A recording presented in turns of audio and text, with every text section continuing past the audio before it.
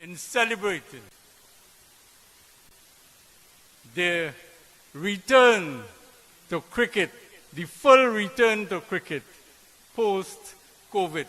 Let's welcome the Honorable Minister of Sports, Ms. Shamfa Kojo.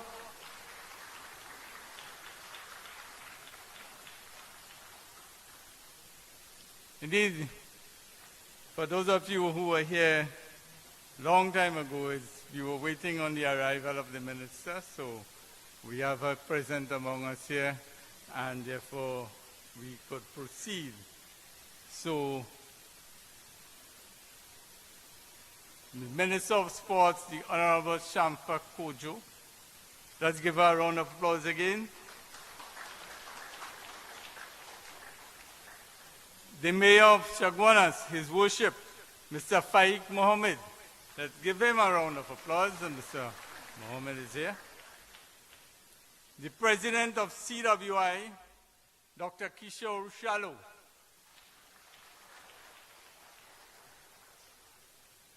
The Vice President of CWI and the President of the Trinidad and Tobago Cricket Board, Mr. Azim Basarat, HBM. Let's hear it for the HBM.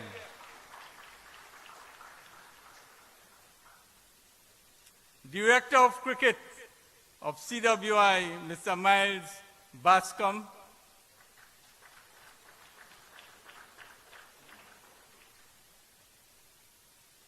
We have 3 honorees today, 2 of whom are represented by family members. They are no longer with us, but we are grateful that the family are here to receive for all the hard work they had done, and we have one present here among us this afternoon. You would hear more about them as the program proceeds. Sponsors, give a hearty round of applause to all our sponsors who would be detailed later on in the program. Clubs, players, umpires, other cricket officials, other dignitaries who have joined us here this afternoon to celebrate our clubs and players, their achievements, the performances, and of course, all that they had done during the 2023 cricket season after the deadly virus had subsided enough to allow cricket and other activities to return to some measure of normalcy without hearing the phrase new normal. We are starting a bit late this afternoon, and well, we know why. People were coming in and so on, right? But I want to move straight into the program by introducing the person who will take us through this afternoon's program. Our Master of Ceremony for this evening's function recently celebrated his 23rd year in the media industry in Trinidad and Tobago. Let's hear it for that celebration, 23 years. You don't know who the man is yet, but give him a round of applause so that you have this afternoon a very experienced Master of Ceremonies. He's a sports commentator and sports writer who has worked in cricket, football, table tennis, beach soccer, track and field, and several other sports.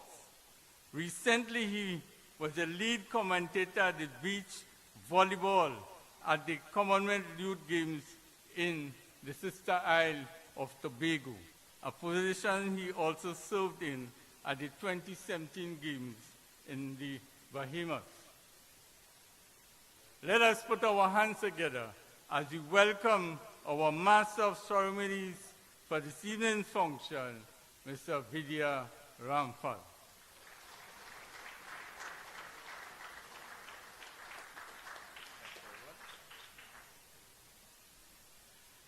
Thank you very much, Mr. Ramlal, for your very kind introduction. A very good afternoon to all. Would you please stand at this time for the national anthem of Trinidad and Tobago, which is sung by a young gospel artist here in Trinidad and Tobago. Please welcome her. She is Alyssa Joseph.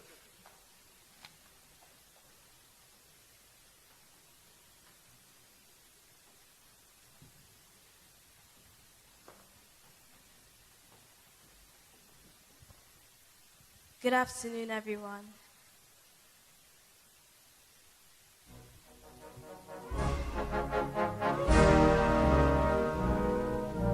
Forth from the love of liberty in the fires of hope and prayer, with boundless faith in our destiny, we solemnly declare, side by side we stand, islands of the blue Caribbean Sea, this our native land, we pledge our lives to thee. Here every creed and race find an equal place, and may God bless our nation. Here every creed and race find an equal place, and may God bless our nation.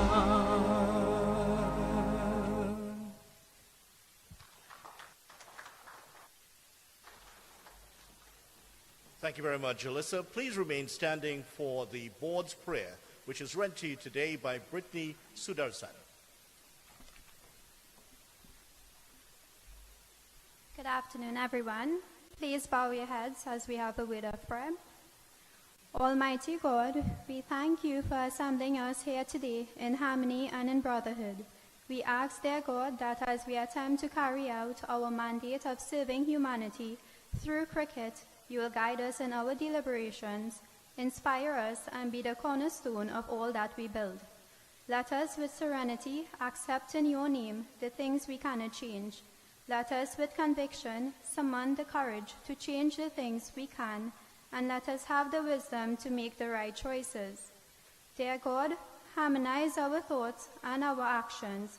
Guide us in all that we say and all that we do, and at the end of the day, may our decisions be pleasing to you, satisfying to ourselves and all those in whose service we labor. Amen.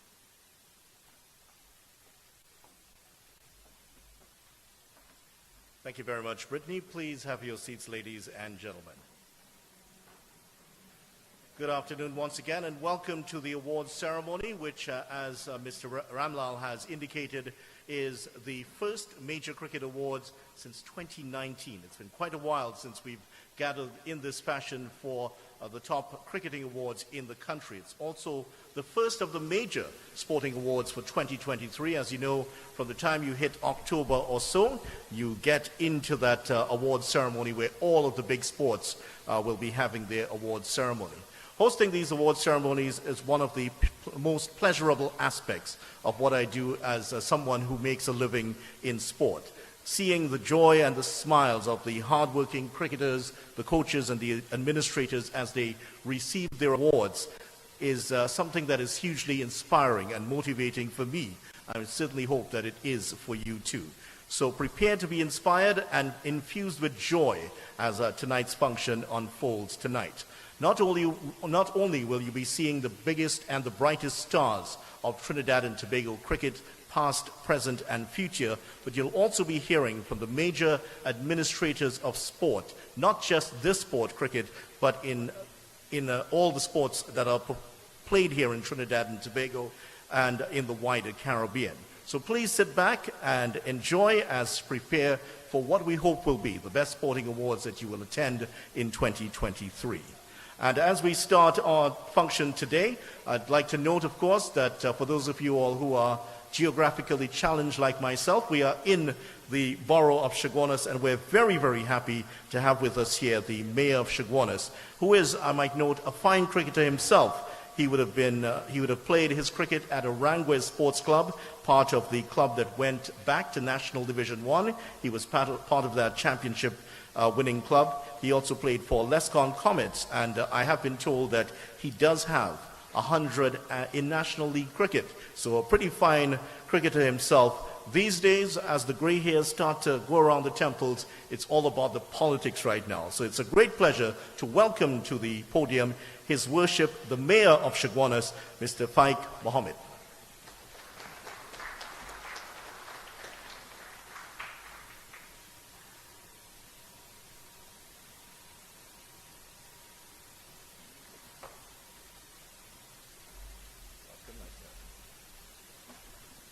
Thank you, Master of Ceremonies, Mr. Vidya Ramphal. Honorable Minister of Sports, Shamfa Kujo. President Cricket West Indies, Dr. Kishore Shallow. Trinidad and Tobago President and Vice President of Cricket West Indies, Azim Basharat. Ladies and gentlemen, distinguished guests, and members of Trinidad and Tobago Cricket Board, a pleasant good afternoon. It is with great pleasure and a warm heart that I stand before you today to extend a heartfelt welcome to the TTCB as they grace the borough of Chaguanas with their esteemed presence for this special award ceremony. This momentous occasion marks a significant milestone in our community, bringing together the spirit of cricket and the vibrant culture of Chaguanas. Chaguanas, known for its rich heritage, diversity, and love for sports, stands as a perfect host for this prestigious event. Our borough has prided itself on being a hub for talent, passion, and dedication. And today, we have the honor of recognizing and celebrating the achievements of the Trinidad and Tobago Cricket Board and its exceptional members. While I'm on this point, I would like to express congratulations to the TTCB President, Azim Basharat, on his new role as Vice President of Cricket West Indies, and also his achievement on winning the President's Award, the Hummingbird Gold. Please give him a round of applause.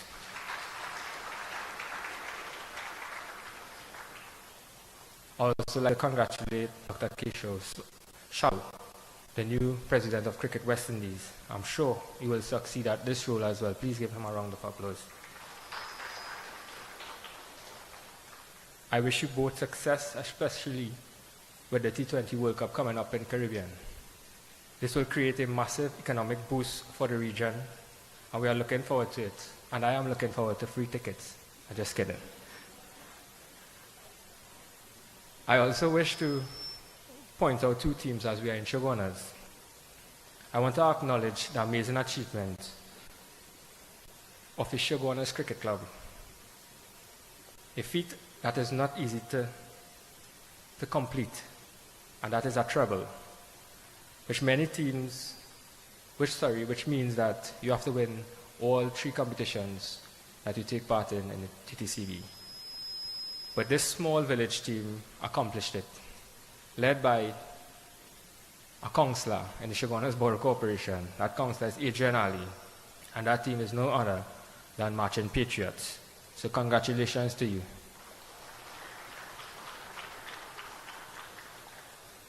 I would also like to congratulate Central Sports for becoming champions of the T20 National 1 competition. They played exceptional cricket throughout the year, and you can see in Chaguanas, we are the T20 champions, National 1 and National 2. Please give Central Sports a round of applause. The Trinidad and Tobago Cricket Board has been a beacon of excellence, leading the way in promoting cricket and nurturing the local talent in our country.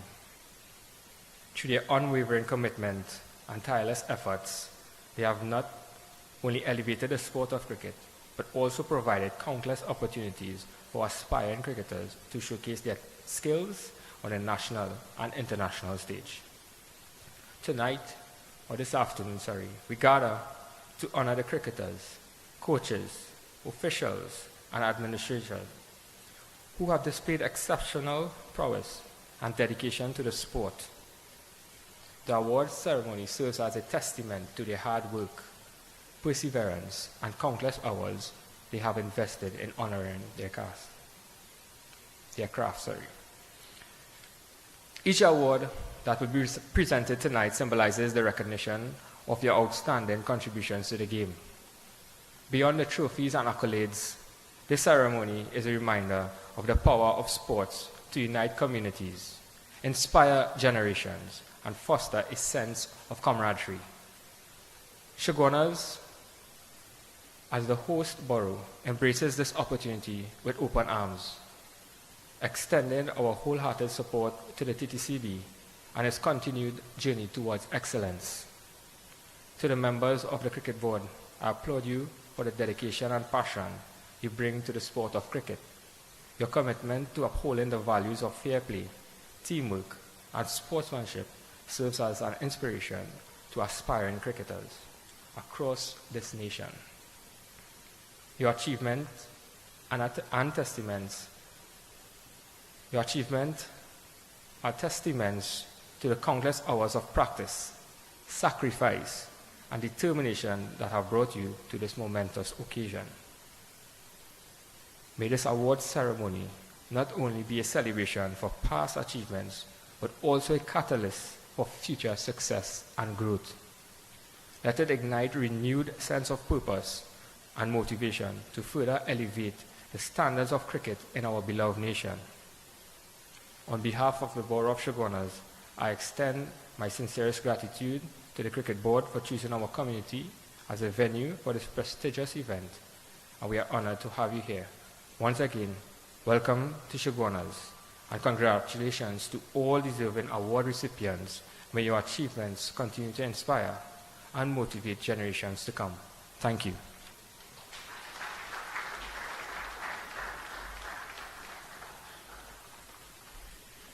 Thank you very much, His Worship Mr. Faik Mohammed, the Mayor of Shogunas, and not one of his longer innings. He has played a few hundreds, as we've told you, but a quick-fire innings to start off today's proceedings.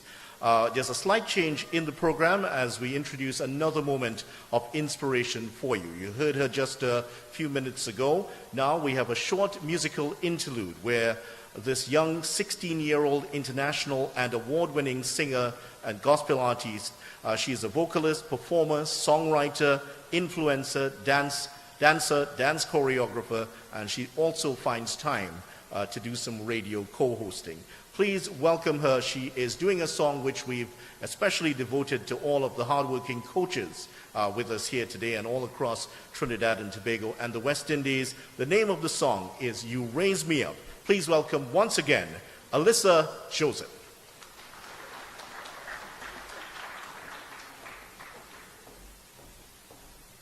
Blessings and greetings to you all.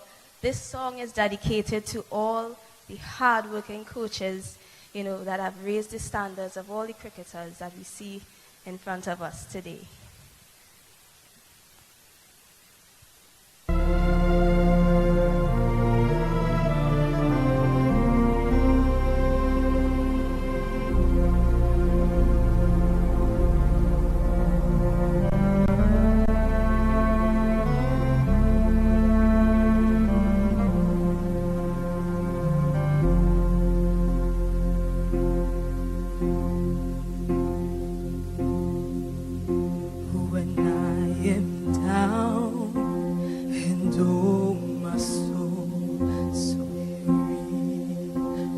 Troubles come and my heart burden me, then I am still and wait here in the silence until you come and sit a while with me.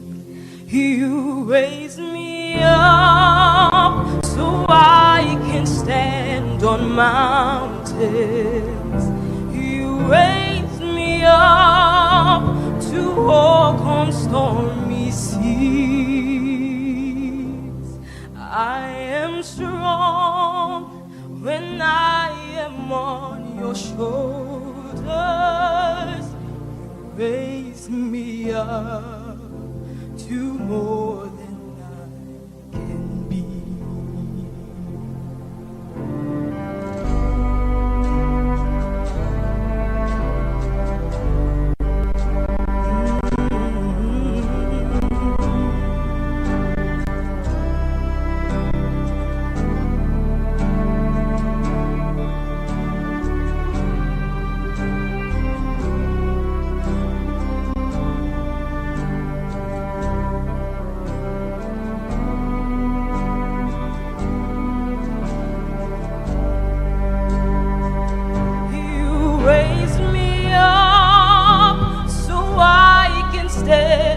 Mountains, you raise me up to walk on stormy seas. I am strong when I am on your shoulders. You raise me up to more than I can be.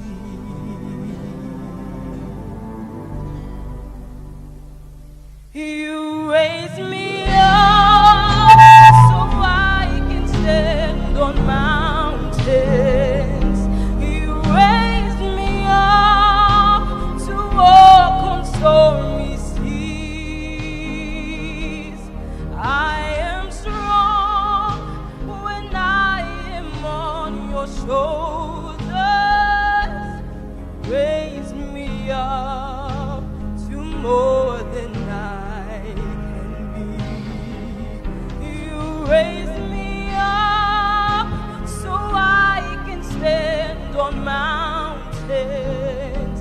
You raise me up to walk on stormy seas. I am strong when I am on your shoulders. You raise me up to more than I can be.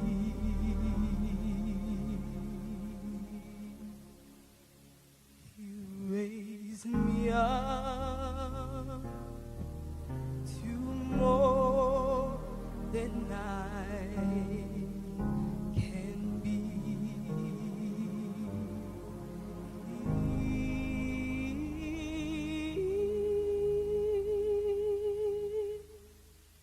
Thank you.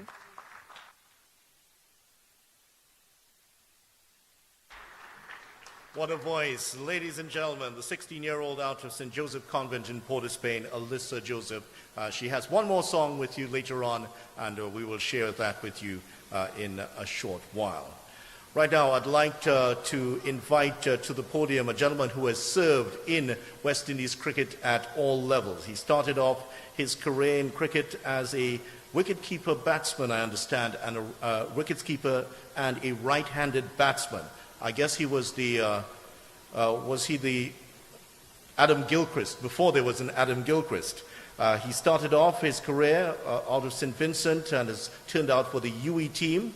He served previously as the president of the St. Vincent and the Grenadines Cricket Association and president of the Windward Islands Cricket Association. Earlier this year, in March 2023, he was elected as the new president of Cricket West Indies. It's my great pleasure to welcome to the podium at this time the president of Cricket West Indies, Dr. Kishore Shallow.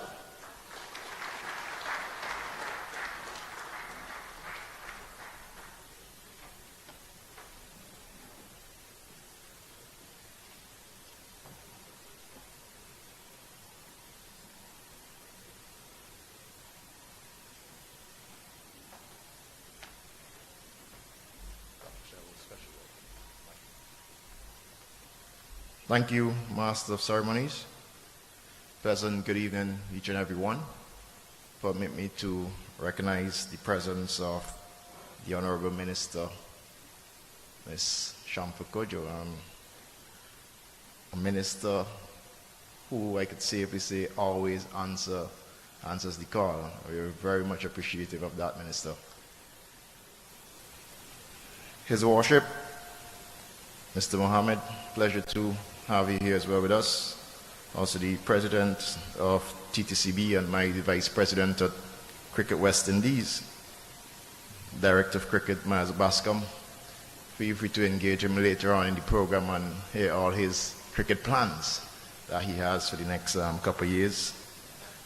Also, I must recognize the lead selector for women's cricket in West Indies, Mrs. Anne Brown-John, and I've seen a few former West Indies players, including former skipper of the women's team, Marissa. Happy to see as usual. And I think I saw world champion Sunil Narain somewhere in the back, and a few others I have missed, I'm sure, by names, but I'm happy to have you here. TTCB directors, sponsors, other partners, and distinguished guests, awardees, again, greetings. I must thank my Vice President for the invitation. He knows that once he invites me to this part of the country, I won't say no, because I always look forward to. And I think coming from Guyana last weekend, we must underline the curry chicken, of this side is exceptional. So thanks for the invitation to be here. Commendation to the Trinidad and Tobago Cricket Board for staging this awards ceremony. It is extremely important that we pause ever so often to celebrate achievements and all the hard work of athletes on the field and those who dedicate their time and sacrifice their time as well off the field. And certainly what we are seeing here this evening, countless trophies, I can't even begin to count them actually. It shows that a lot of cricket, a lot of events are taking place in Trinidad and Tobago, and I think we need to applaud the Trinidad and Tobago Cricket Board for that.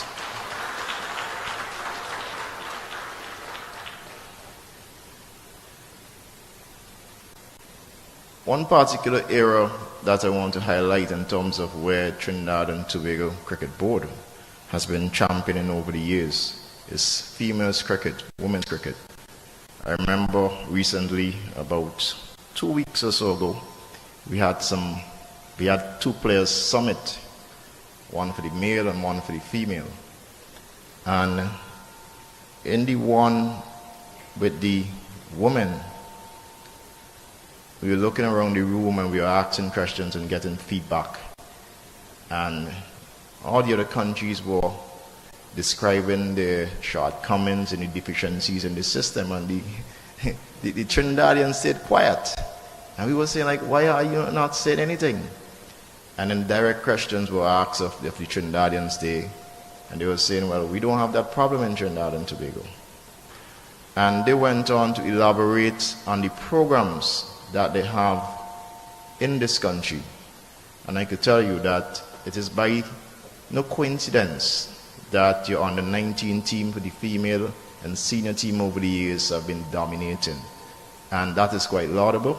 And I say that Trinidad and Tobago Cricket Board is a model for the other territorial boards where women's cricket is concerned.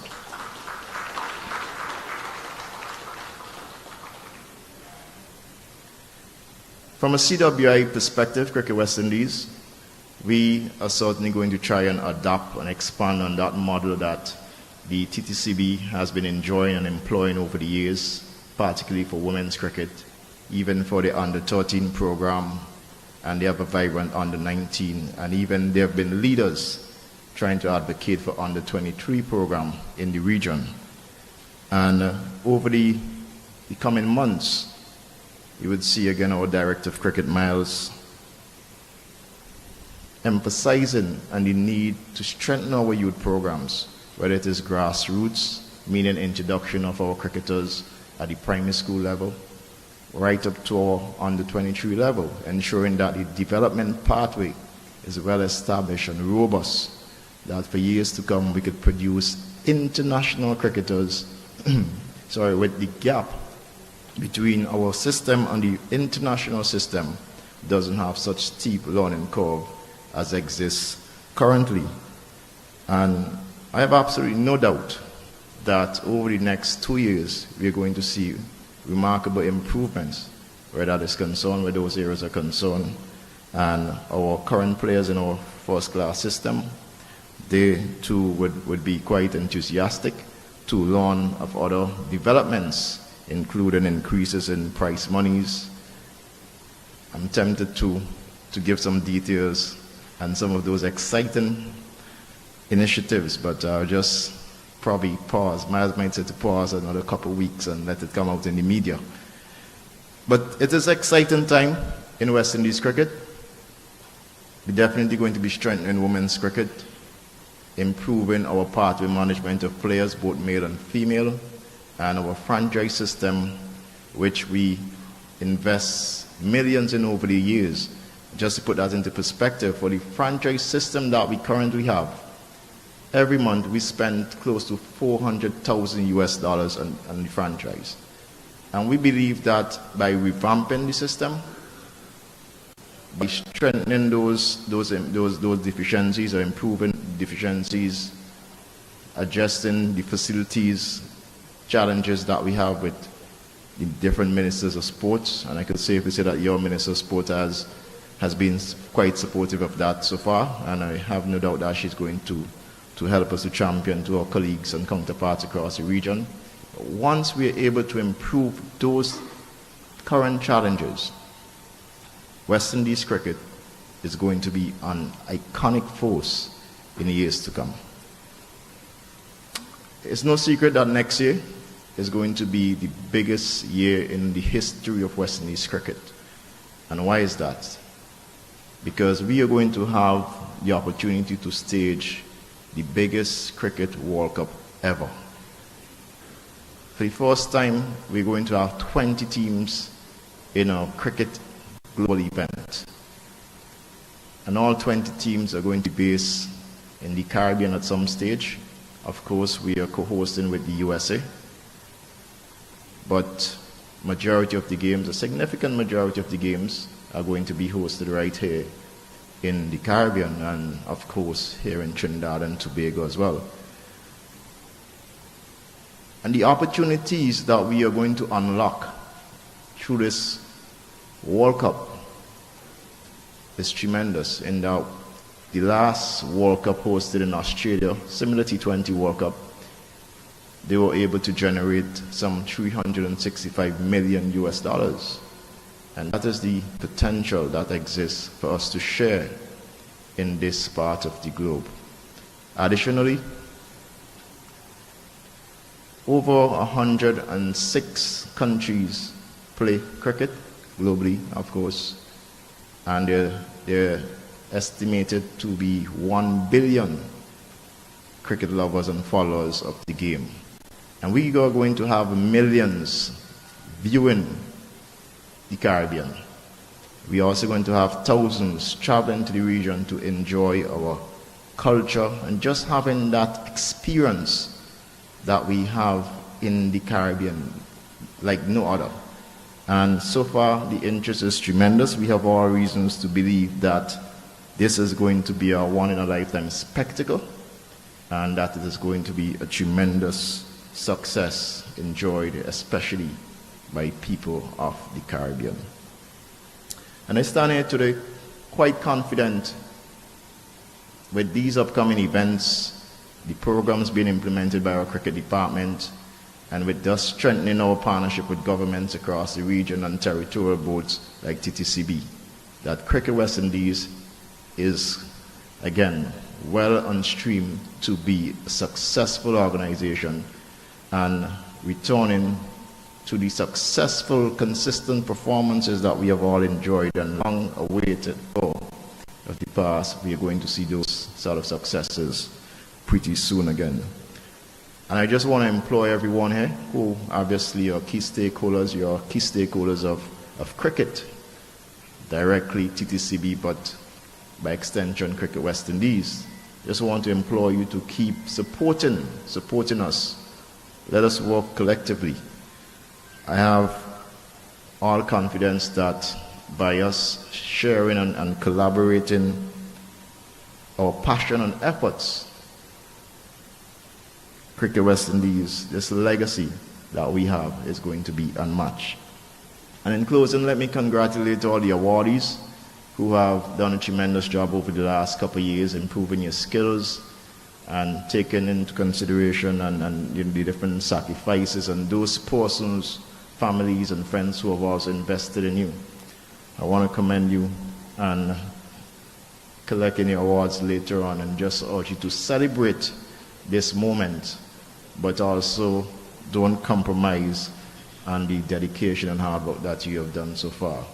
The aim is for all of us to continue to improve, and I strongly believe that once we work again collaboratively, that Cricket West Indies, along with TTCB and the rest of the region, are going to thoroughly enjoy the benefits of cricket. So, ladies and gentlemen, again, a pleasure being here, as always, in Trinidad and Tobago.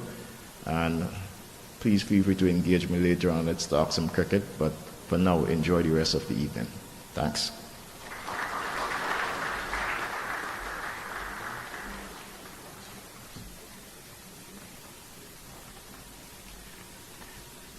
Thank you very much, Dr. Kishore Shallow. I'd now like to invite Mr. Azim Basarat to join us on stage. Mr. Basarat will present to Dr. Shallow a small token of appreciation for his time and effort to be here with us this evening.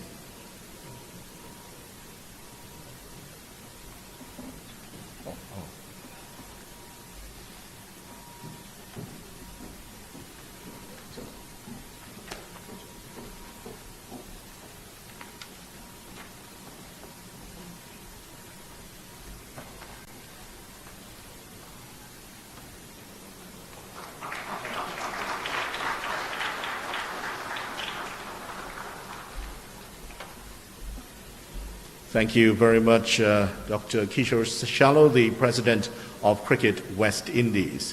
Now, I'd like to invite now a gentleman who has served as the President of the Trinidad and Tobago Cricket Board since 2009. He's a former senior civil servant in the Ministry of Local Government and has been serving cricket continuously for the past 35 years. He is a former player, administrator, and of course an umpire. He is also the Vice President of Cricket West Indies, having been elected to the position in March of this year, after serving as a director on the West Indies Cricket Board since 2014. Mr. Azim Basarat has been awarded the Hummingbird Medal Gold for his diligence in the spheres of sport and cricket administration. Please, a warm welcome to the President of the Trinidad and Tobago Cricket Board, Mr. Azim Basarat.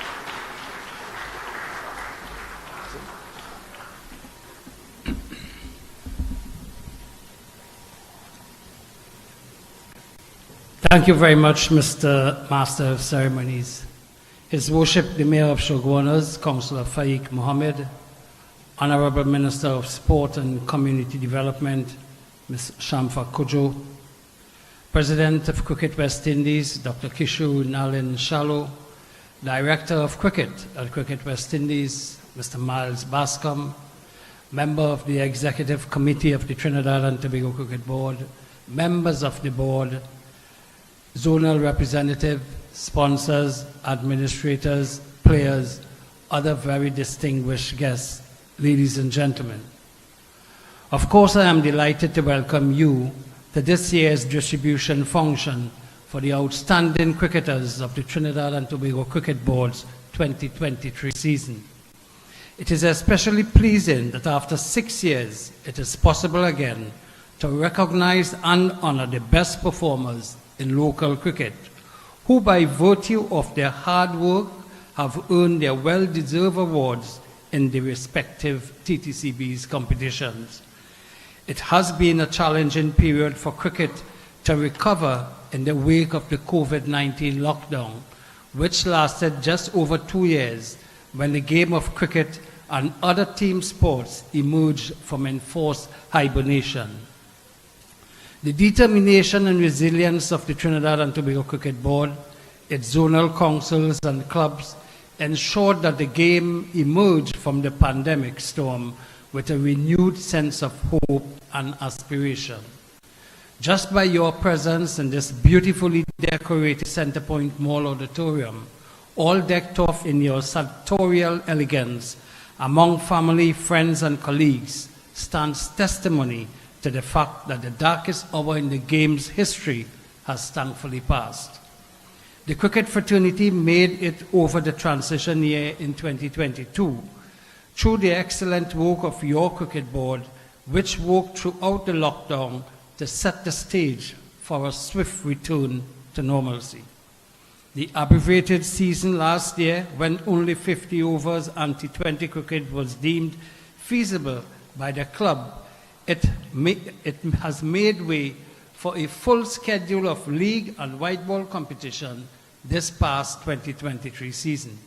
In fact, at no time in the history of the Trinidad and Tobago Cricket Board has there been as many competitions which provided our talented young cricketers every opportunity to develop and grow.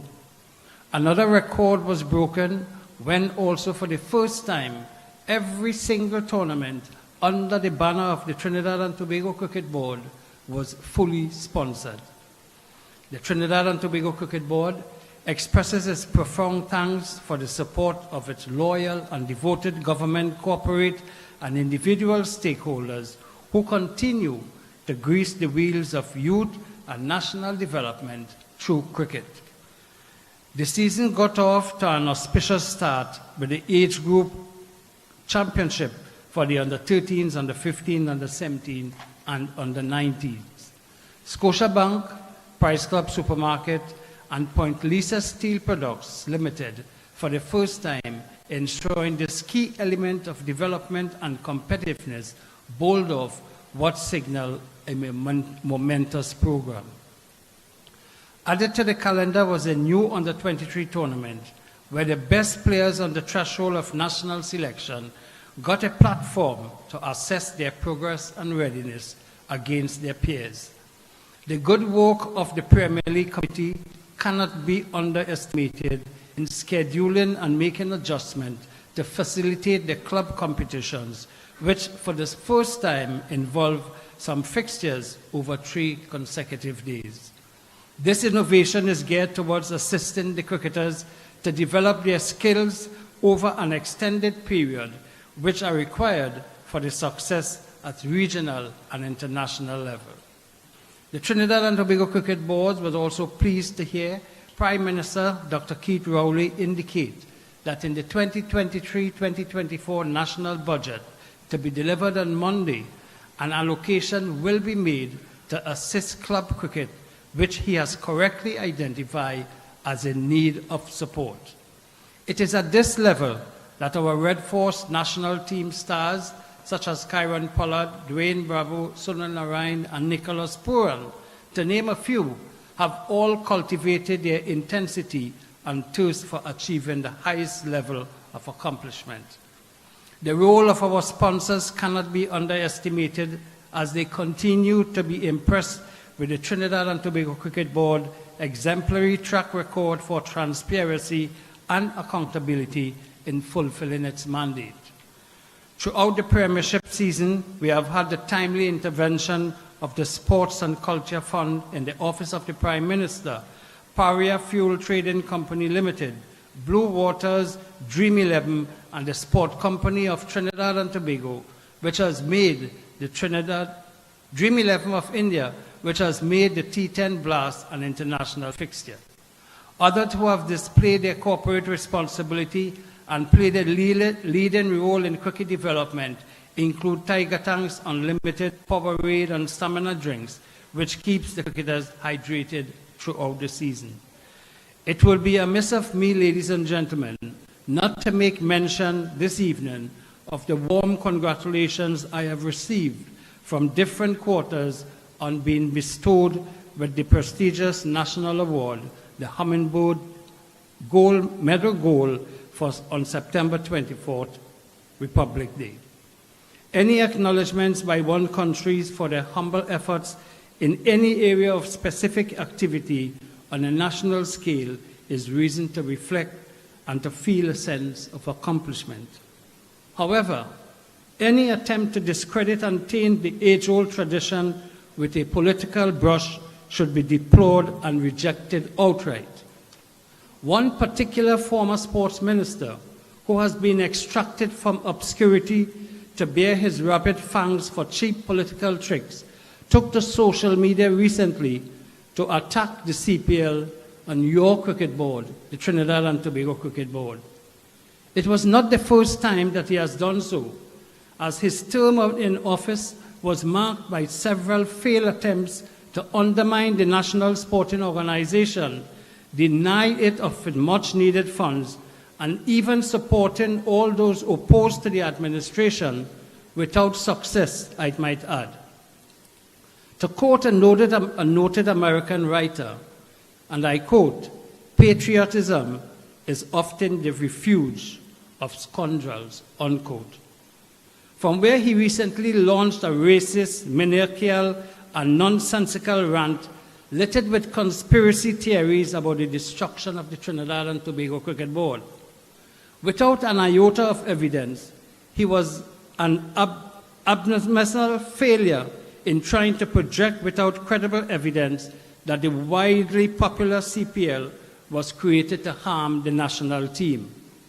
And from some dark and murky recess of his befogged mind, he implicated the Trinidad and Tobago Cricket Board, when in fact the CPL was a creation of the then West Indies Cricket Board, backed by a reputable Barbados-based merchant bank, FICA, the International Players Association, and WIPA, the West Indies Players Association.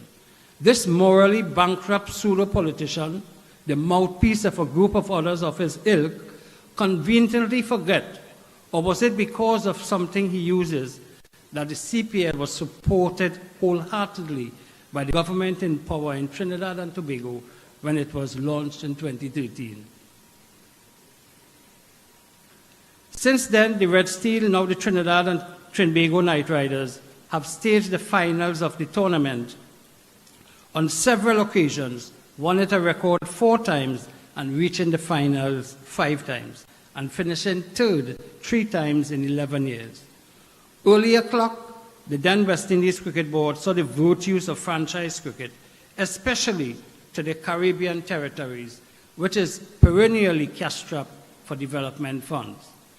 Talented cricketers Solin Larine, Kyron Pollard, Dwayne Bravo, Nicholas Puran, and several others were able to launch profitable international careers and not restrained from earning a living by the cricket boards or forced to make the hard and unreasonable choice between club or country. The CPL hater-in-chief is blind to the fact that the small investment made by the regional governments is more than compensated by the return on investment when the local economies receive the big boost anytime T20 CPL cricket caravan rolls into town.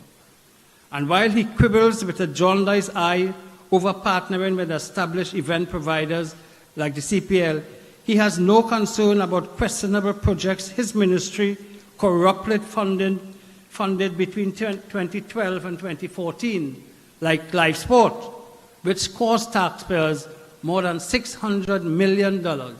And also remember the $34 million payout for nothing that was done. The pathetic effort to maintain relevancy by rabble-rousers and purveyors of misinformation will not get any legs from the cricket fraternity, who certainly did not miss his kind at the CPL Games.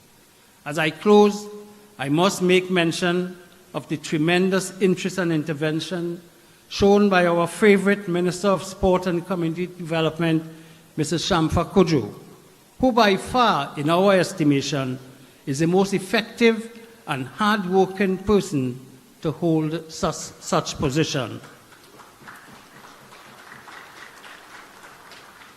Through her tenure, Minister Cudjoe has kept the door open for the Trinidad and Tobago Cricket Board to ensure that our ambitious plans and programs are not stymied by bureaucracy or lack financial assistance. We can say without contradiction that Minister Cudjoe has a genuine love for sport and the nation's young people, which has been demonstrated on more than one occasion. The TCB remembers clearly the minister arriving just after 10 o'clock one night at the Picaco International Airport to greet the Trinidad and Tobago under-15 team, which was returning home after winning the 2023 CWI Rising Stars competition in Antigua, where if other ministers of sport would have been there, would have been smoking weed or locked up in a room somewhere. Her presence and inspiring words to the young boys meant a great deal to them, and will be remembered throughout their careers. We thank you again, Minister, for your warm embrace of the nation's young cricketers. Sportsmen and sportswomen, not only cricketers, but those who are involved in sport. Let me just add that today you are living in the best times. You are living in the times when Minister Shamfa Cudjoe is the Minister of Sport. Today, I can safely boast and say, ladies and gentlemen, that over the years, and for a while now we have been hearing about this Minister of Sport was the best minister, the next Minister of Sport was the best minister of Sport. I can safely say today, having been at the helm of Trinidad and Tobago cricket since 2009, that Minister Shamfa Cudjoe is the best Minister of Sport that this country has ever seen. And I want to repeat that Minister Shamfa Cudjoe is the best Minister of Sport that Trinidad and Tobago has ever seen. Tonight is a special time for the cricketers who have made great sacrifices to have their names called from a glittering honor roll that will be embedded in cricket history. Enjoy the moment, ladies and gentlemen. Enjoy the rest of the evening. And to the awardees, we are all very proud of you. Ladies and gentlemen, I thank you.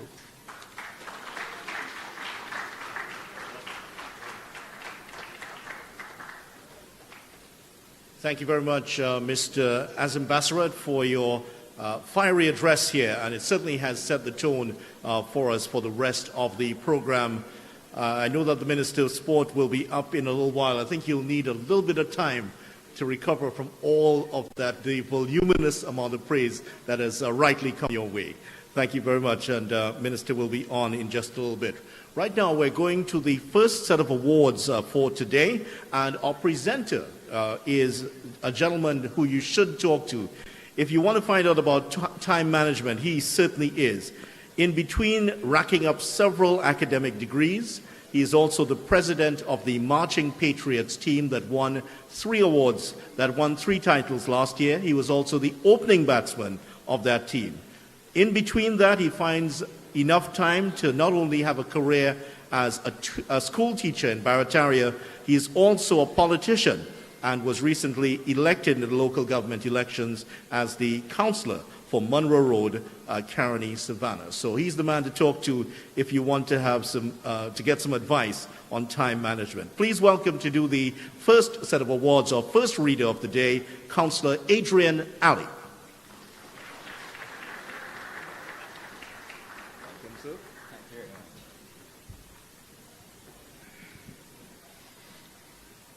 Thank you, Master of Ceremonies, Mr. Ramphal, His Worship Mayor of Shagonas, Mr. Faiq Mohammed, Minister of Sports, Mrs. Shamfa Cudjoe, the Honorable Shamfa Cudjoe, President of Windies Cricket, Dr. Kishore Shallow, Vice President of Windies Cricket and President of the Trinidad and Tobago Cricket Board, Mr. Azim Bassarat, Director of Windies Cricket, Mr. Bascom, members of the Trinidad and Tobago Cricket Board, and you distinguished guests, a pleasant good evening to each and every one.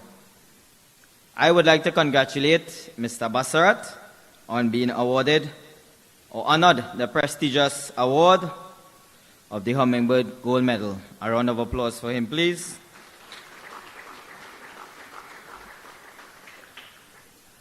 I would like to call on Mr. Ramesh Dharamdev and Mr. Milton Sibu to help with these presentations.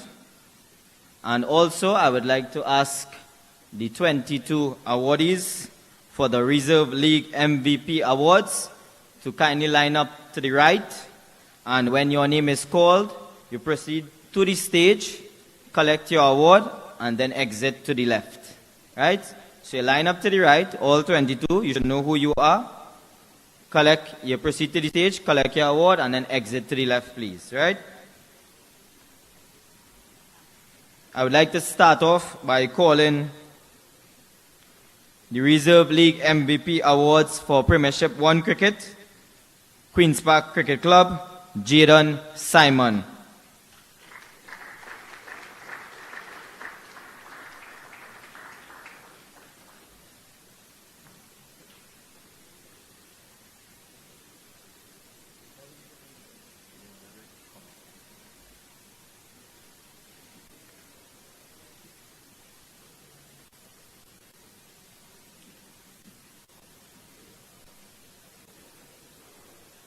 Young Jaden Simon, congratulations.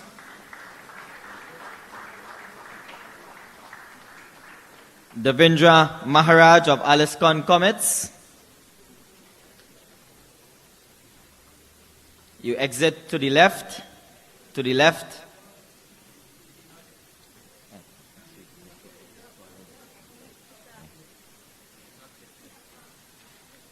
Takimlu, Presal Sports Club.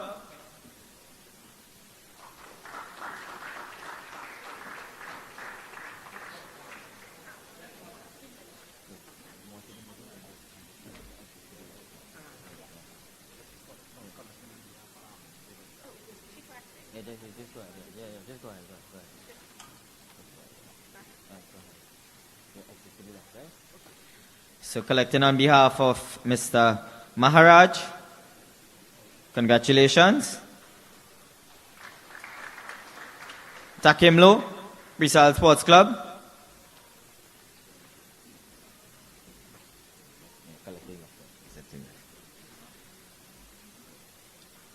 Congratulations.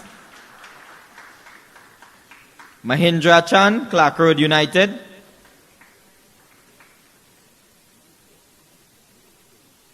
Victoria Sports Club, Shakil Cyrus.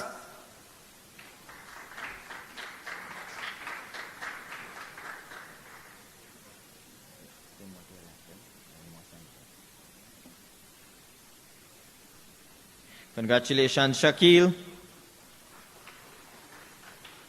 Central Sports, Jabari Mills.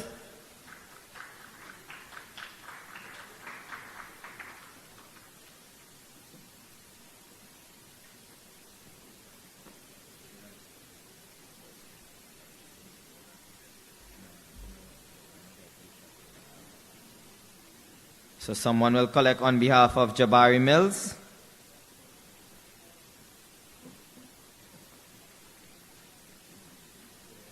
Congratulations. Ethan Ramsundar, Queen's Park Cricket Club 2.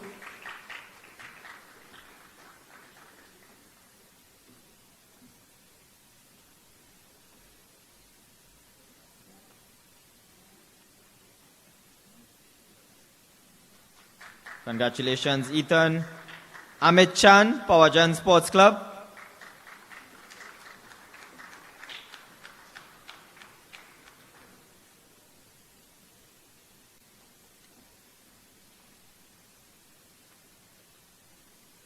Congratulations, Amit. Remember, these are the MVP for the Reserve League Cricket, Premiership 1. Coming up next, we have the MVP for the Reserve League Cricket Premiership 2 North. I'd like to call on Zachary Madry of Mono Road Cricket Club.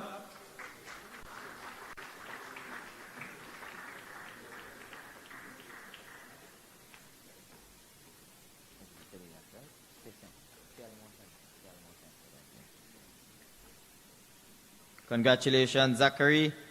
Neil Samaru of TNT Prison Service Sports Club.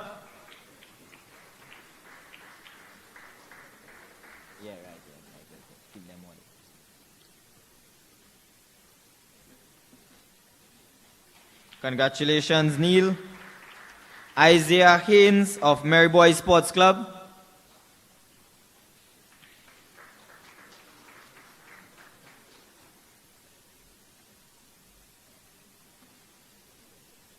Congratulations, Isaiah.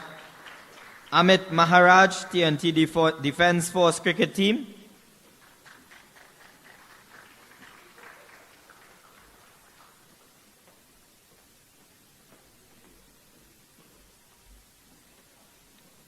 Congratulations, Amit. Nikhil Narayan Singh, Queen's Park Cricket Club 3.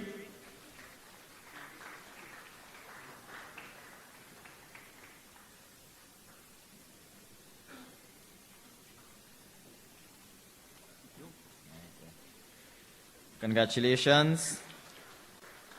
Kabir Sivsanka, HKL Arangwe Sports Club.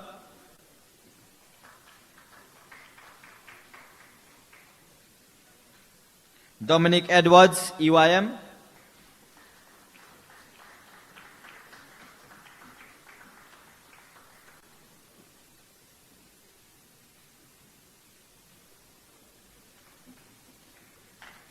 Congratulations, Dominic. Dimitri Ali, Kane Farm Sports Club.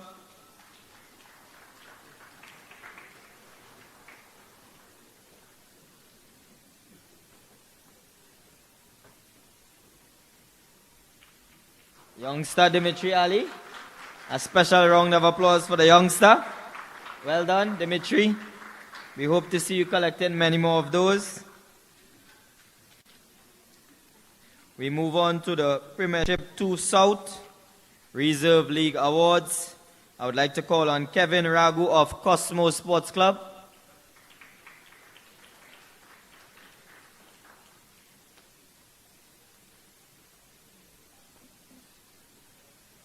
Well done, Kevin.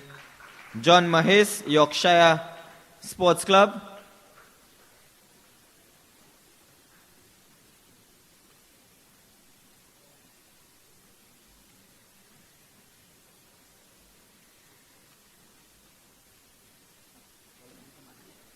Collecting on behalf of Mahes, congratulations.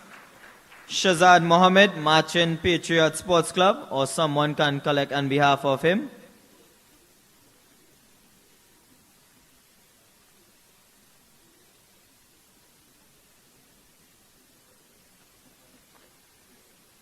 Congratulations. Joshua Banke, Endeavour Sports Club.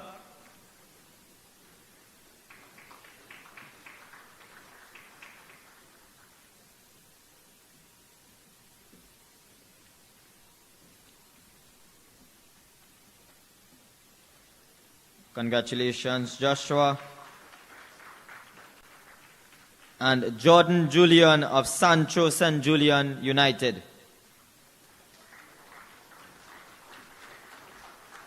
Another youngster.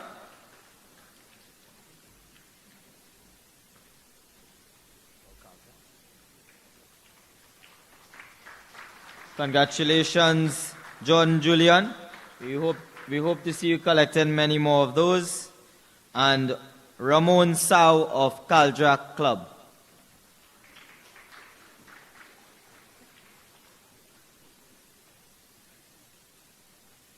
Or someone on behalf of him.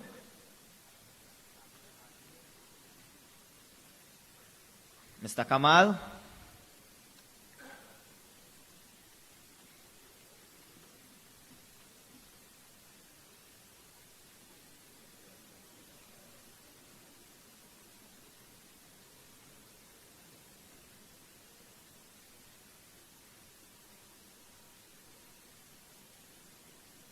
Coming up next, we have the Reserve League Club Awards for North, Central, and South.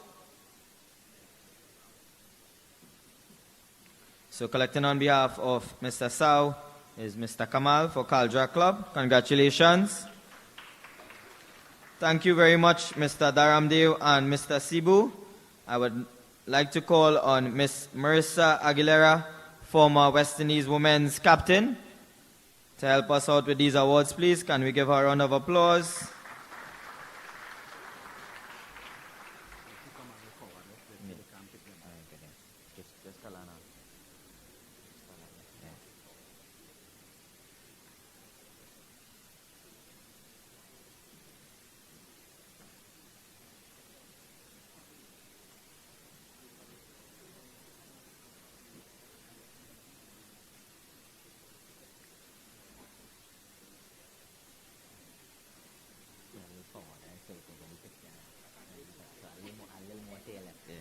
So we move on to the Reserve League Club Awards. Second place, TNT Defence Force Sports Club. That is the 30 overs in North Division. Defence Force Sports Club. A round of applause, please.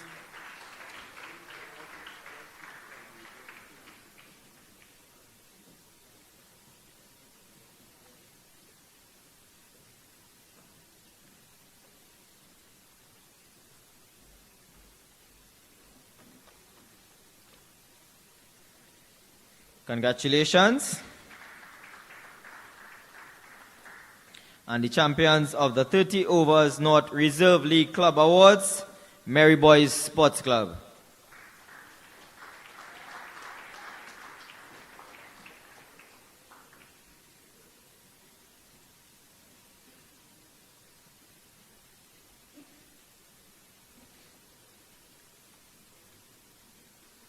Congratulations. We now move on to the Reserve League T20. Second place, TNT Defence Force.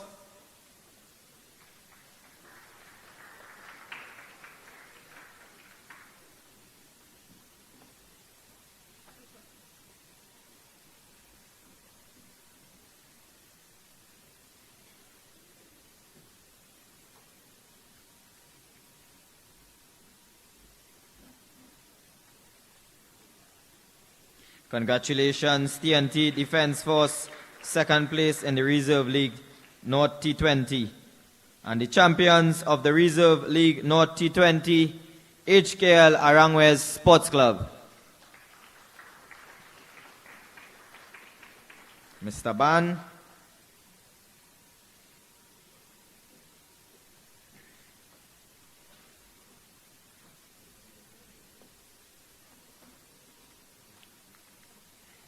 Congratulations to HKL Arangwes Reserve League T20 Champions North.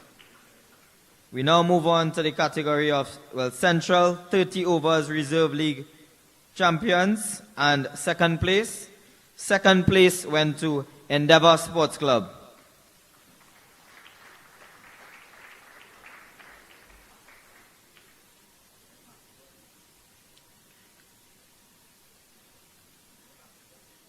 Banke, can you collect? Oh, okay, no problem.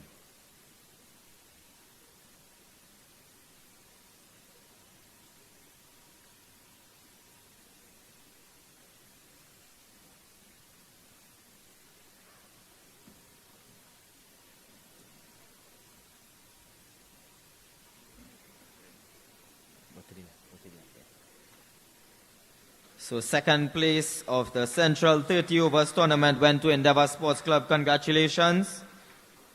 And the first place for the Central Reserve League 30 overs competition went to TNT Prison Service Sports Club.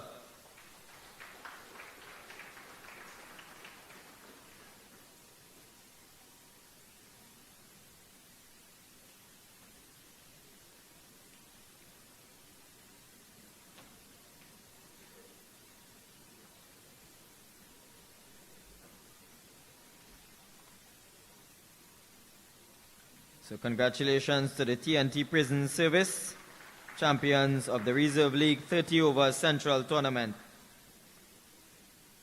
We move on to the T20 category in the Central Division, and I would like to call on the TNT Prison Service to collect second place for the T20. TNT Prison Service, congratulations.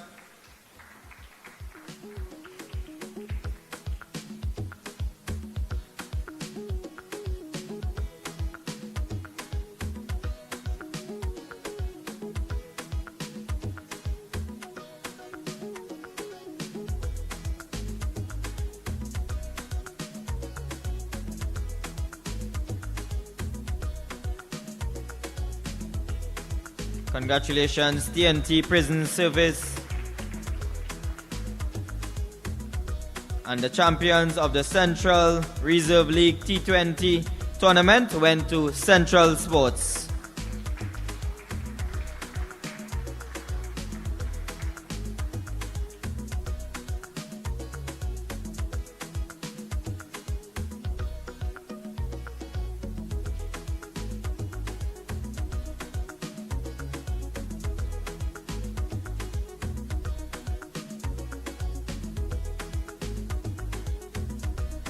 So former Windies and Trinidad and Tobago cricketer Riyad Emirates to collect for Central Sports.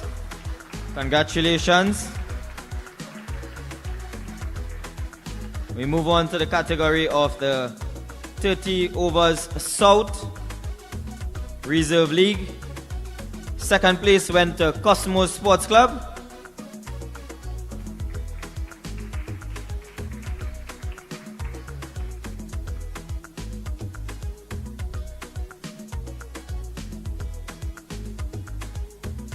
Congratulations, Cosmos Sports Club.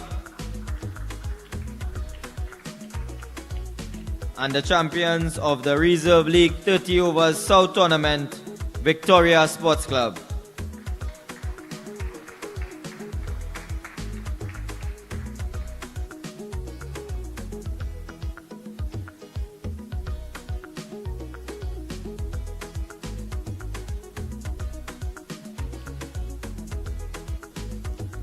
Congratulations to Victoria Sports Club. Stay close, yes.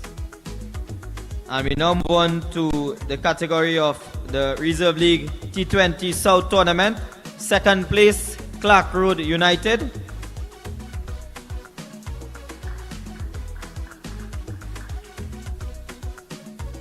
Anyone from Clark Road can collect this award, please.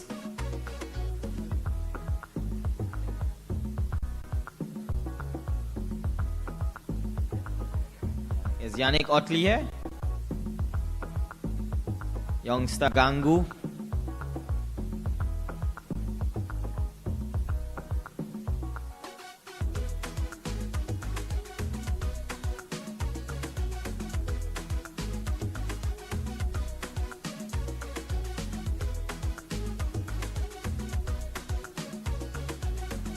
Congratulations, Clark Road United, second place in the Reserve League T20 tournament. The champions of the Reserve League T20 South Tournament, Victoria Sports Club.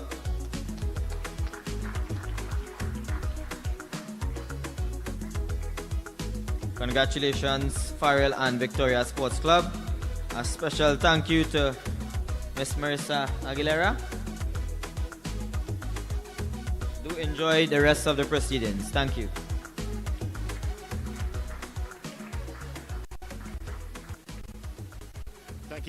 Thank you very much, Mr. Adrian Ali, and the awards that you would have seen there in the last segment. These are the first time that the Trinidad and Tobago Cricket Board has recognized the reserve teams and the MVPs in all of the clubs. This is the first time this has happened, and this was a move introduced by the Trinidad and Tobago Cricket Board to encourage clubs to create these reserve teams to act as a feeder team for the top teams in the competition. It's certainly a great move by the Trinidad and Tobago Cricket Board, and you're seeing the fruition of it here. And you saw the ages of the youngsters, including the very young man barely taller than the bat himself, but here to receive his award. Great initiative indeed. We go to our feature address at this time, and it's no surprise that our the person delivering the feature address has received so much praise here today. At the age of 17, from what I read, she represented Trinidad and Tobago at the World Youth Congress in Hawaii. That's back in 1999. At the age of 28, she became the youngest person from Tobago to be appointed to the Senate.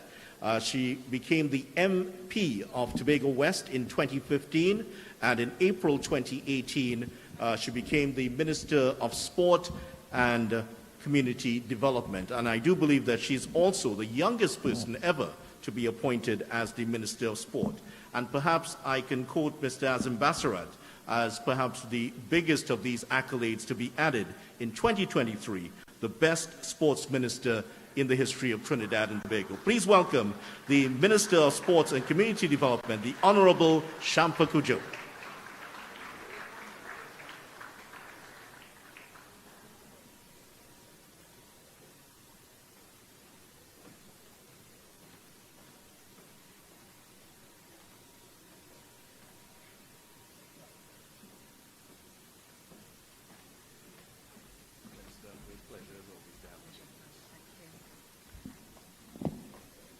Thank you, Mr. Chairman, and thank you to the Trinidad and Tobago Cricket Board family. I think I can safely say it's a real pleasure to be here with you this evening. Thank you for your warm welcome, for your accolades, for your words of encouragement. It's always a pleasure to work with you. I want to recognize, even in his absence, His Worship Faik Mohammed, Mayor of Chaguanas.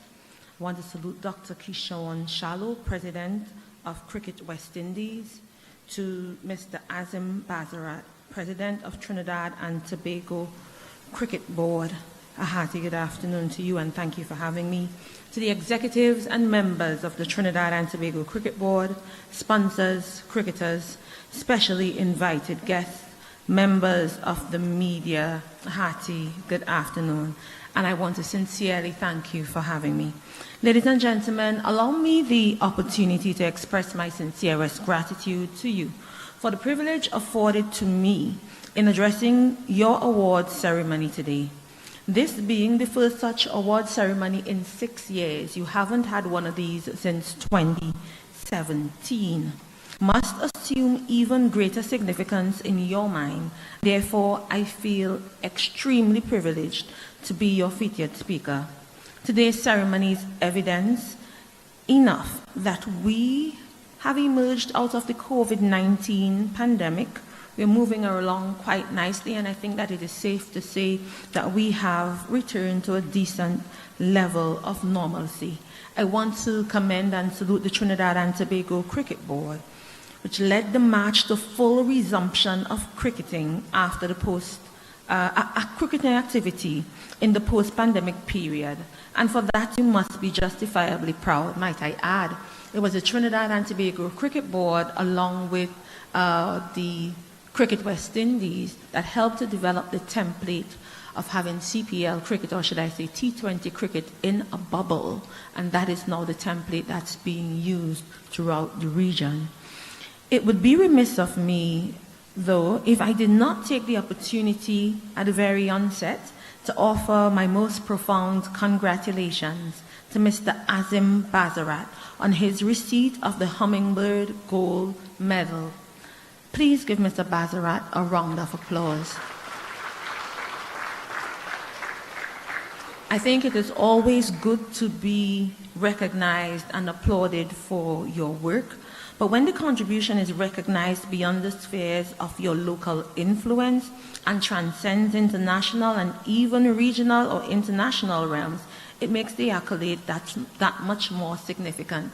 To Mr. Basarat, I congratulate you, and I say better late than never. This should have happened sooner, so I congratulate you on this achievement. Mr. Basarat has been a tireless campaigner, I would say a true champion, a trailblazer. When I entered or assumed duties as Minister of Sport in 2018, he had opened his arms and reached out and expressed how passionate he is about utilizing cricket or sport as a way of transforming lives and creating opportunities for young people. And I said, I can never, ever, no matter how experienced or inexperienced a club may be, once you're working with young people, I am right on board, whether it's cricket, whether it's football, badminton, because for me it is more than sports. It's about developing people. It's about providing opportunities for young people to develop themselves personally and professionally. It's helping our youngsters to utilize their time positively. It's about nation building. And if anything else couldn't, we know that sports can transform lives for the positive. It's all about maximizing the full potential of sport. We know from our experience that sport has been tried, tested, and true in any area of Trinidad and Tobago, the Caribbean, all over the world. Sports can do for us what politicians can't. Sports can do for us what, in some cases, education can't. And if we utilize sport properly, in whatever sphere, in whatever area, it doesn't matter what background you came from. I think that sport, we have seen sport work. We can testify that it is true that sport would work, and as long as we put our shoulders to the wheel and make the right investment and listen to the people who know. I would be the first to tell you, I make myself accessible to all these sporting groups, to their presidents and so on, and I listen to them when they call for a meeting or they want a listening ear, they want support in their programs, because I'll be the first to tell you, I don't know everything about your sport. That is your sport. My business is to get the investment, the monies to you, offer the support to you, connect you with the right resources and the right people to promote the government's agenda in utilizing sport as a tool for transformation and development. So no, I can't bat, and no, I can't catch. My business is to put the money into the hands of the people who can and to support those who know better. So there are some who may say, oh, you're the best minister of sport or so on. And I'll be the first to tell you, it's about listening. It's about offering help whenever you can. We are here for a short while. We are politicians. We come and go. You get up vexed tomorrow, I gone.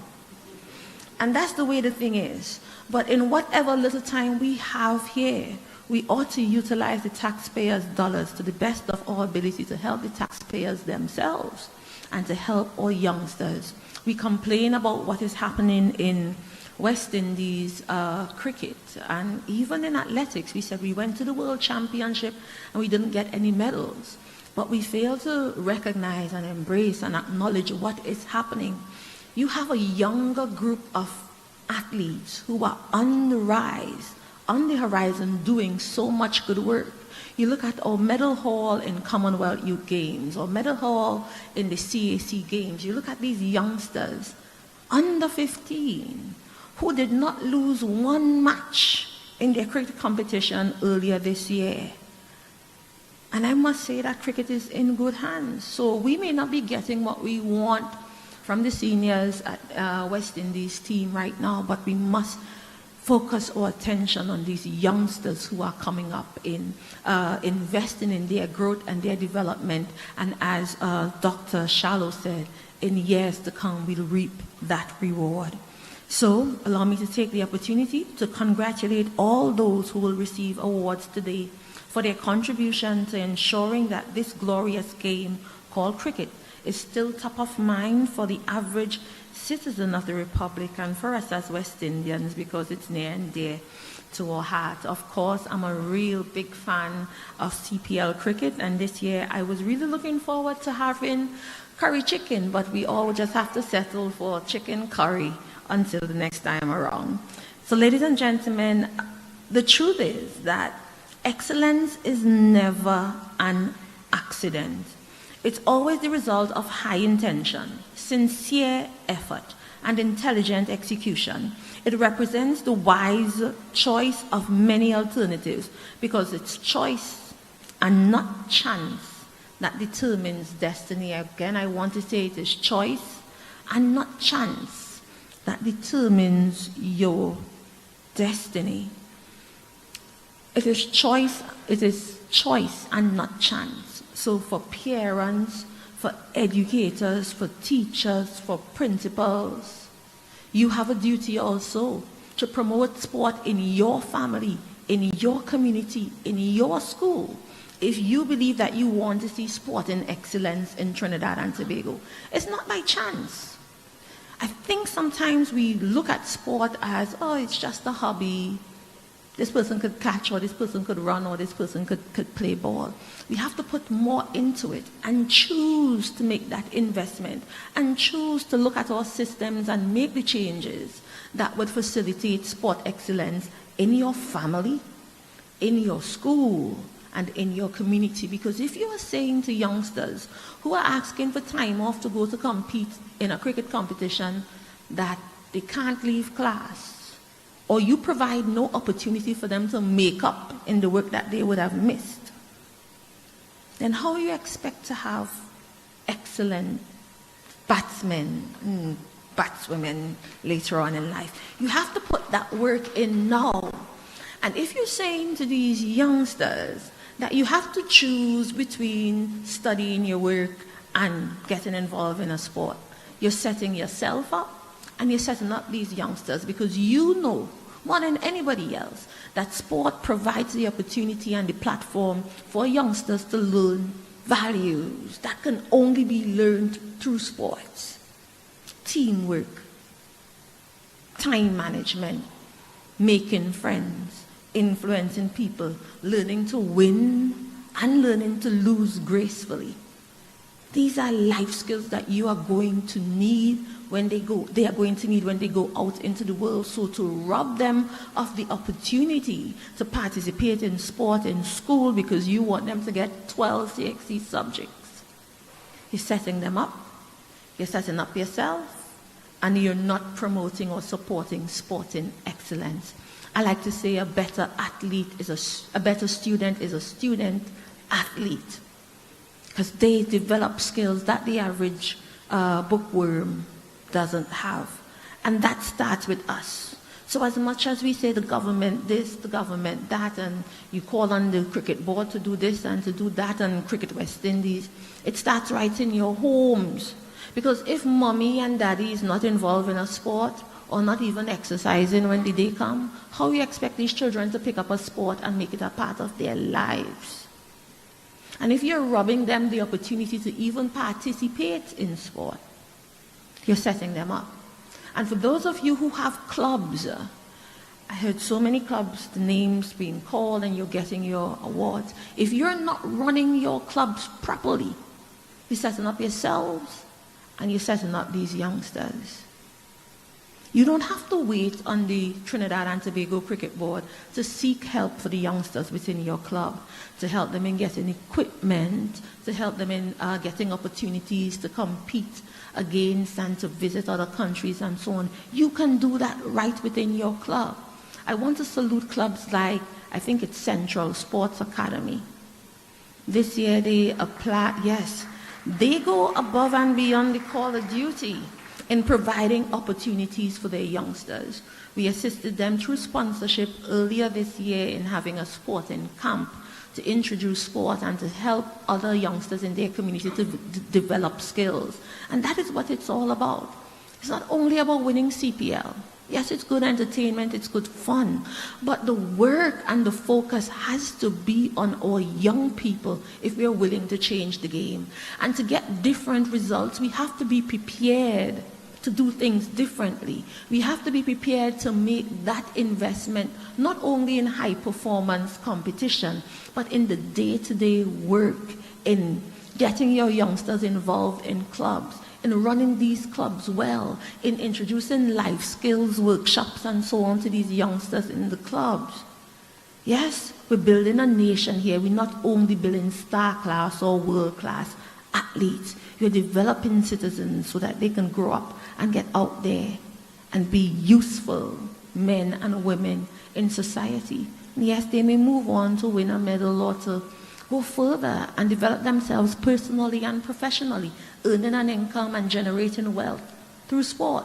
There's stories to be told by women who have come through the different levels in cricket, stop, have a child, go back to playing cricket, go back to mentoring others. There are stories to be told, and as simple as and as insignificant as you may think they are, they may help to change somebody's lives in a positive way. To the parents, I must say, I always admire the parents that are in and around the Trinidad and Tobago Cricket Board. You guys go the distance for your children. I want the parents to give yourselves a round of applause. This is certainly a gentleman's game. And I must say, I'm really delighted to see the outstanding work that the Trinidad and Tobago Cricket Board is doing with these young men. When they returned home earlier this year and I met them on the airport, you talk about well-dressed, you talk about shirt and pants, you talk about manners, you talk about well-spoken. These young men could get up and make a little speech, accepting congratulations and so on, and lifting up each other, the way they hugged each other and kept everybody front of mind. That is what sport is all about. At 10, 11 o'clock in the morning, they were, in the evening, in the night, they were on their best behavior. We need, all young men need to see more positive role models. So for me, it's not only about Azim Bazarat getting out here and being a good manager for many years. It's about how he ties his tie, how he wears his shoe, how he tucks his shirt into his pants. Because these little ones are looking at you as the example. Some of them don't have fathers who are active in their lives. And some of them have to look far and wide to find positive role models. The gentlemen of the gentleman's sport, I want you to understand how important you are to these youngsters and to the society. You have work to do.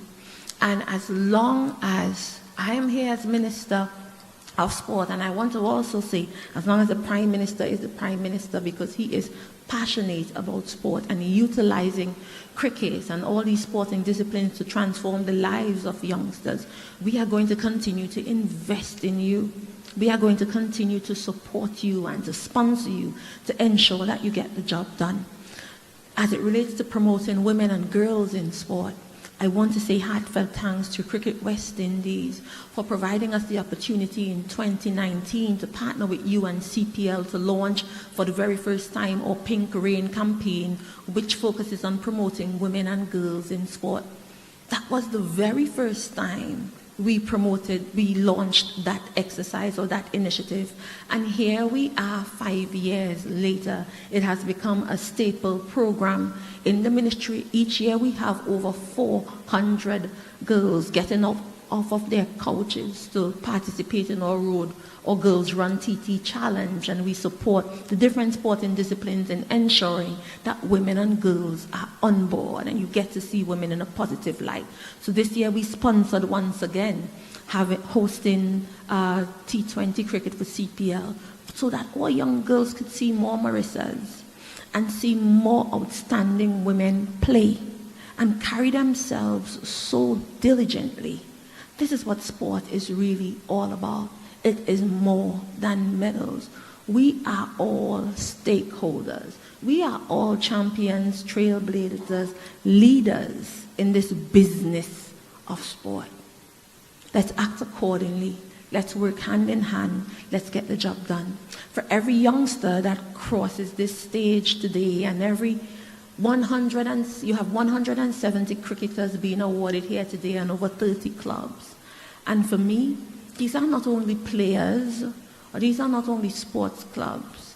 They represent one more person, one more youngster dedicating his time and talent to something positive. One less youngster occupying his time with violence and crime. This represents positive grouping, not gangs, but positive grouping. So I call on you to stand your ground. Stand your ground with sport as your tool for development, with sport as your weapon to transform your community. to invest in your youngsters, to be role models, to utilize the cricket pitch and the football field as your place for development. And we as government will continue to work hand in hand with you and to continue to support you. All the wonderful things that are going to happen next year, we are right on board, and I look forward to always answering your call and always being in a position to say, once it involves promoting the development of sport, especially as it relates to giving opportunities to our youngsters, we are right on board. Because if we can find money to run prisons, we can find money to prevent youngsters from going to prison through sport. That is our work. So, as I close, I say to you once again, I'm no athlete, but I'm a sports enthusiast. I'm a listener. I'm a nation builder. We all must be nation builders and truly maximize the full potential of sport. We are all just passing through. As a politician, I'm passing through. As human beings, we're passing through. But for the little time that we have here, let's utilize our time, or efforts, or resources, or networks to positively impact the lives of another and to truly build the Trinidad and Tobago that we long to see. I am confident that we can do it. And I am confident that working hand in hand we will. So to the Trinidad and Tobago Cricket Board, Mr. Bazarat, to all the representatives, everybody who go hard, above and beyond the call of duty, utilizing your time and talent, extending your resources, showing up here today to tell the youngsters that we are right here with you. Thank you. We've come a long way. We have a distance to go. Let's keep the fire burning and let's get the job done and truly transform the legacy for our youngsters, the direction of our families, and the development of our nation through the powerful, tried, tested, and true tool of sport. God bless you. God bless Trinidad and Tobago Cricket Board, and God richly bless our nation. I thank you.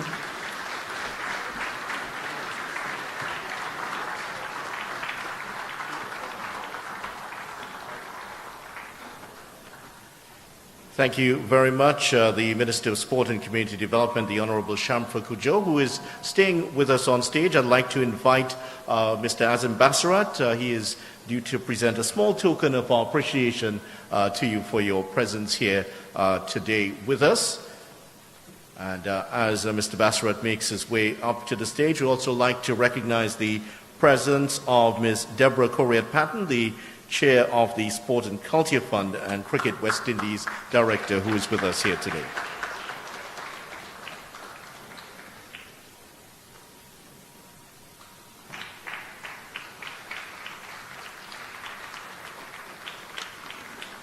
Thank you very much, Mr. Basarat, and thank you once again, Minister, for joining us and gracing us with your presence here today at today's awards function.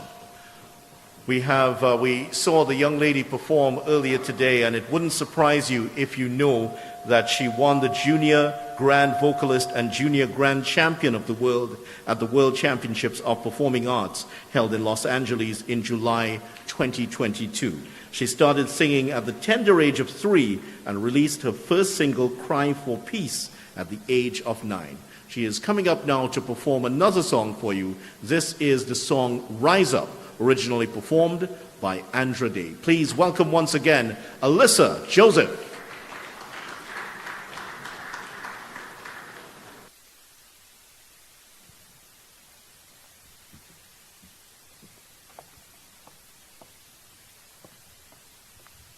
Hi everyone, it's me again.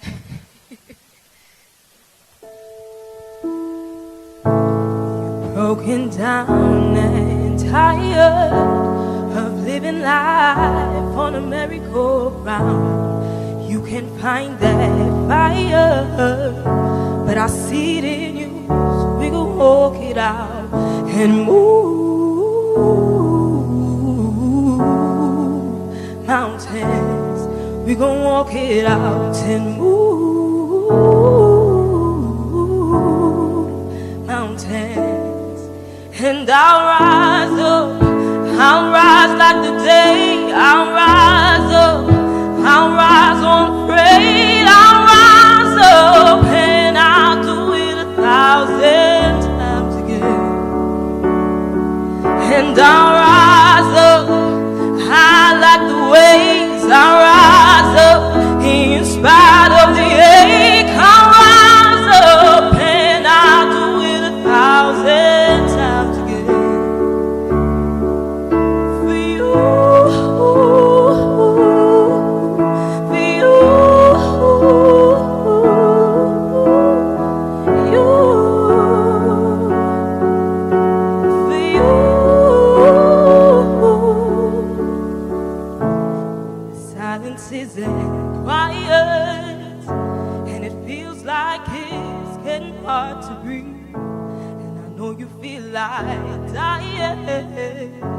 I promise we'll take the world to his feet and move mountains, bring it to his feet and move mountains. And I'll rise up, I'll rise like the day, I'll rise up, I'll rise unafraid, I'll rise up and I'll do it 1,000 times again. For you, for you,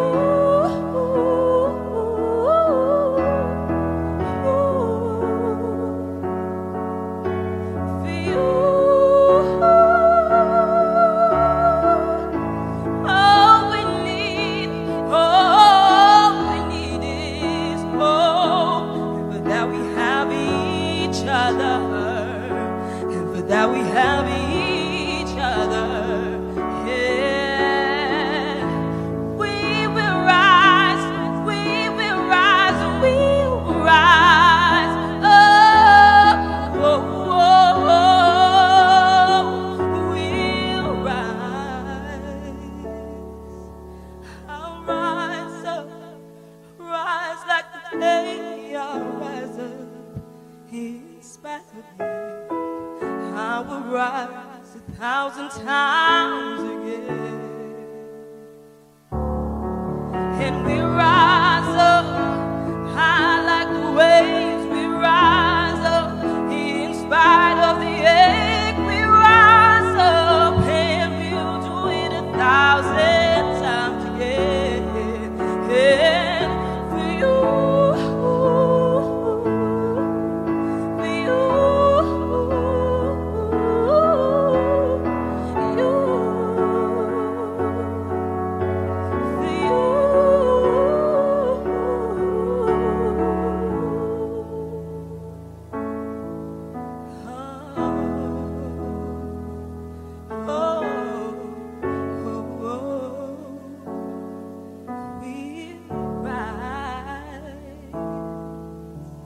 Thank you.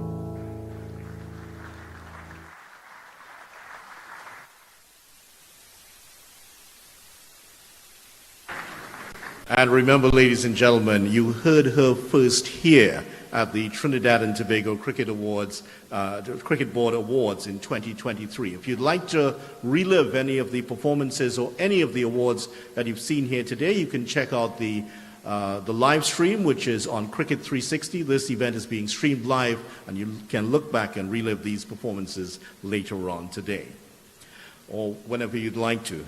Now, we do have the next set of awards coming up, and these are for the Premiership 2 division for the North and South Awards. And I'd like to introduce our next reader this time, who is an executive member of the Trinidad and Tobago Cricket Board and a cricketer for the Defence Force cricket team. Please welcome Mr. Frank Simmons to join us on stage at this time.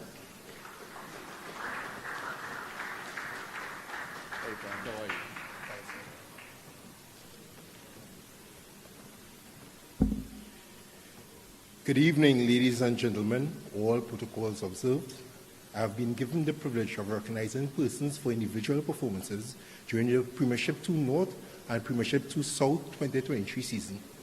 These persons will be receiving awards for scoring centuries and taking 5 and 10 wicket hauls in the League 50 overs T20 TTCB run competition. I will ask that all awardees will enter on my right and exit on my left. I'll begin with the Premiership 2 North. I call upon Dr. Alan Sami to assist me with the giving of these awards.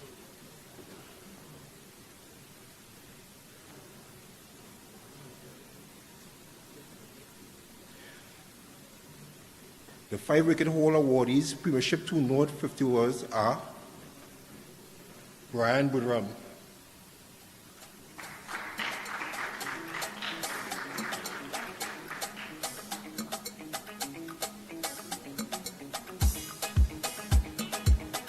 Shuvi Cummings,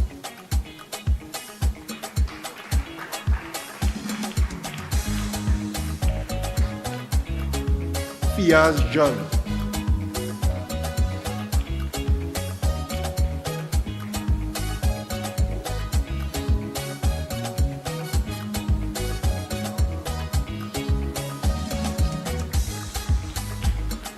Dwayne Bristol.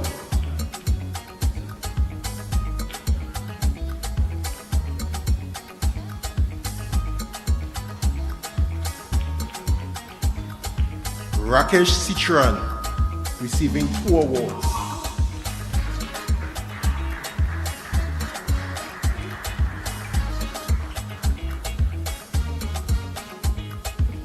Trevon Jaidu.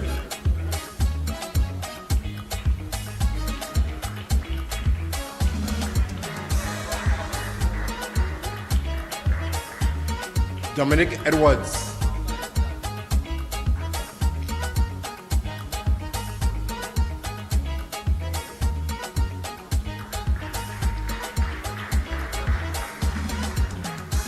Thank you, Dr. Sami. I call upon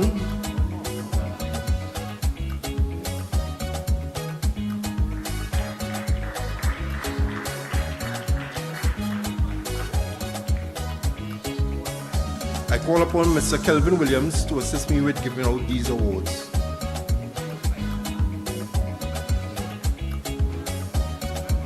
These awards will be for the 10 wicket hole awardees for Premiership 2 North League. Tristan Singh.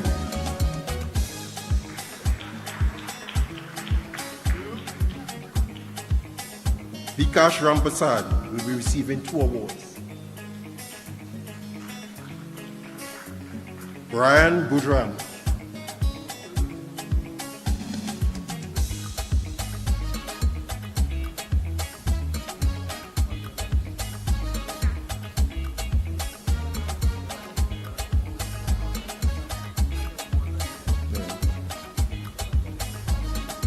Wayne Bristol.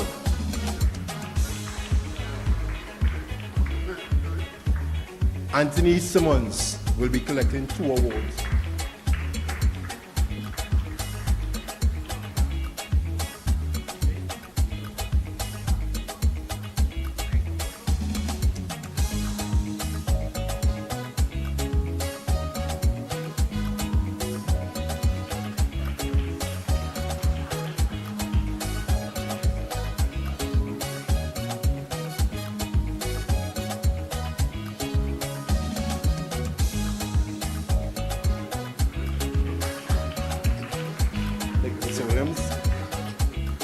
I call upon Mr. Winston Sobers to assist with giving out of these awards.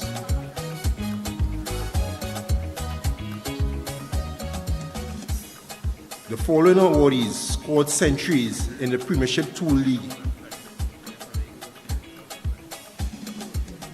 Premiership 2 North League.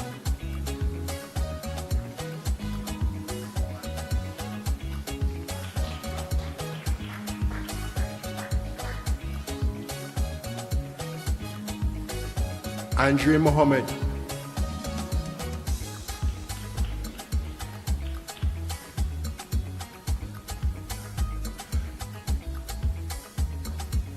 Darren Cruikshank, 3 centuries.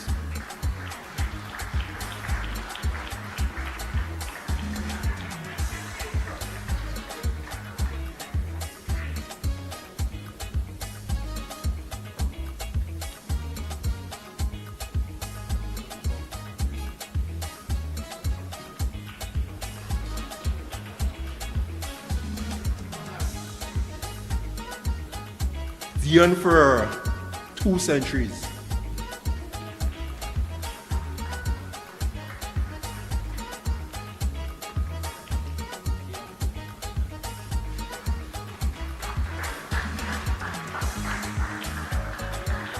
Giovanni Letrin.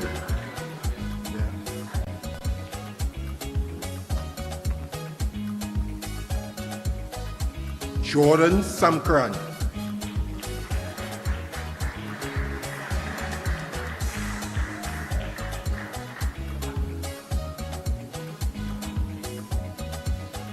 Kareem Hamilton.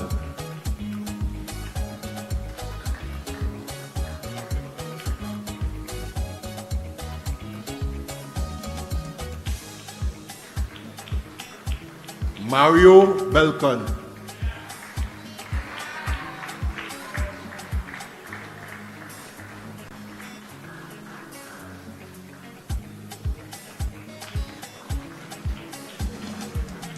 Marlon Barkley.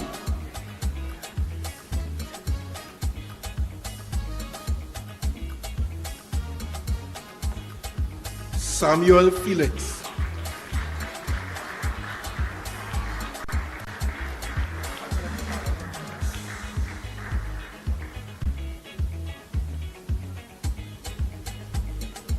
And Shaquille Johnson, 2 centuries.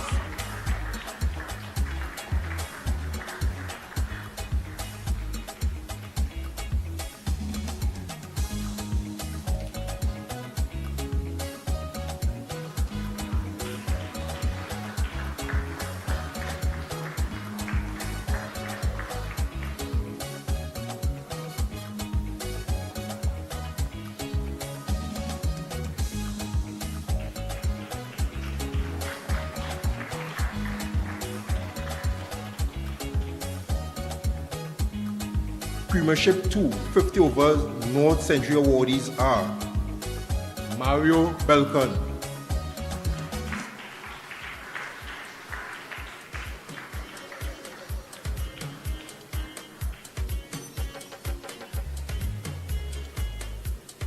Gerald Ned,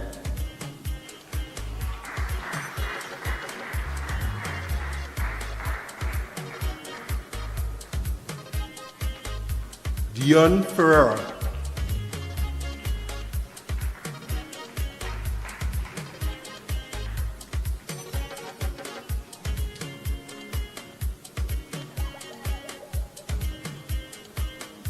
and Shaquem Prince.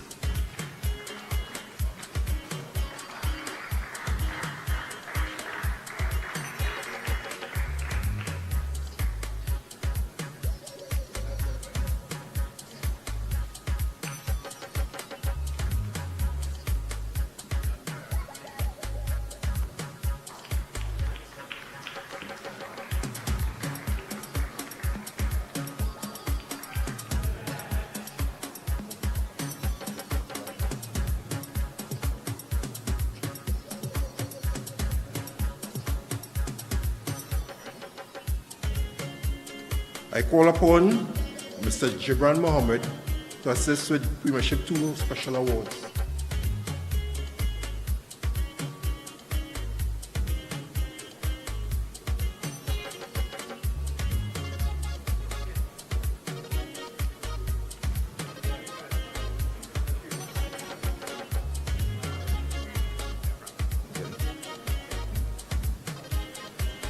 Best Batsman of Premiership 2 North, Darren Cruikshank from Maryboy Sports Club.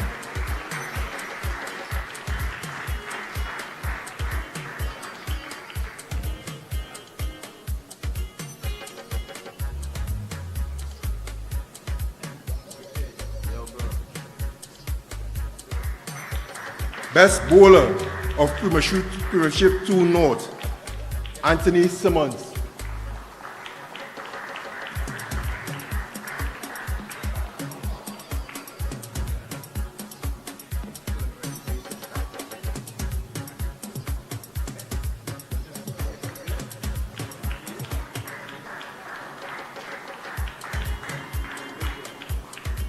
That's the end for Premiership 2 North Special Awards. We move on to Premiership 2 South Zone awardees. The 5 wicket hole awardees for Premiership 2 South 50 overs are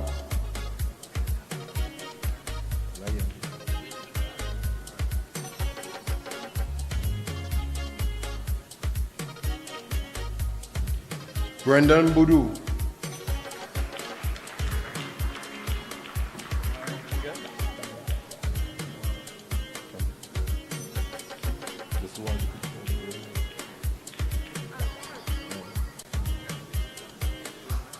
Avinash Marbia Singh, 3 5 wicket holes.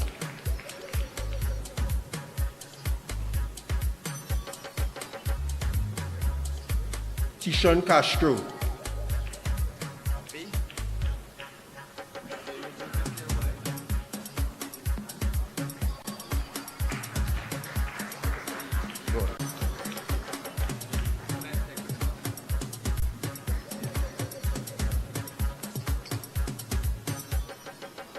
Ricky Jaipal.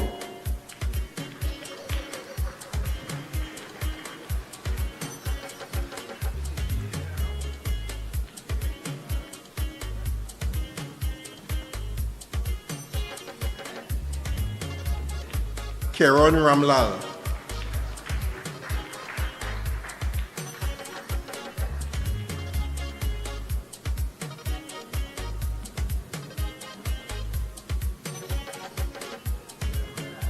We move on to the 5 wicket haul awardees for the Premiership 2 South T20.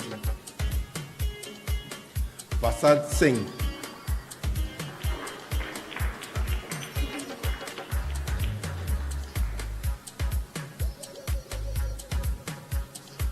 Kapil Hari.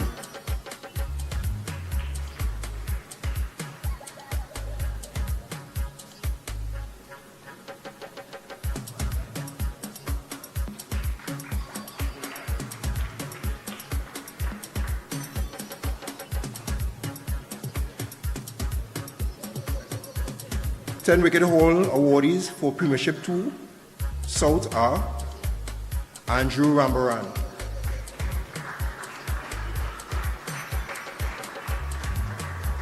Avinash Mahabir Singh,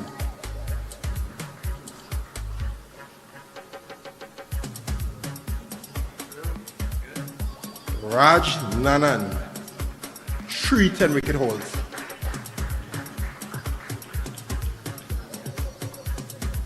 Ricky Jaipal,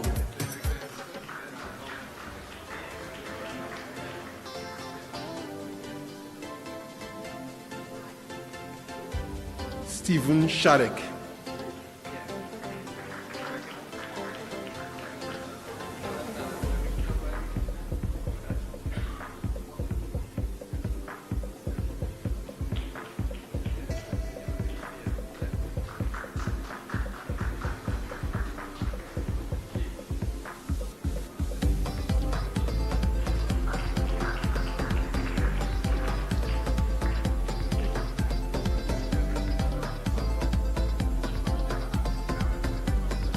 I call upon Mr. Keshwar Chaitu to assist with giving these awards.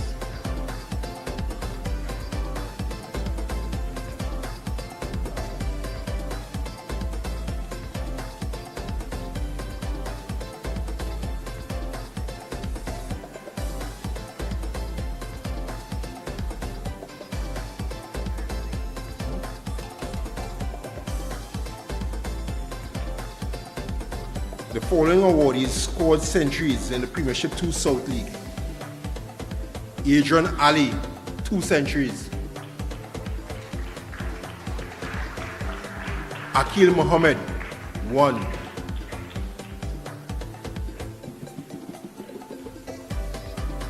Albert Bupi,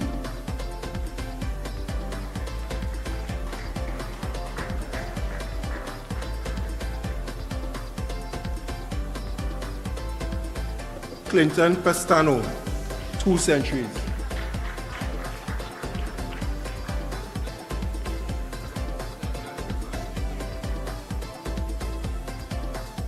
Nathaniel McDavid,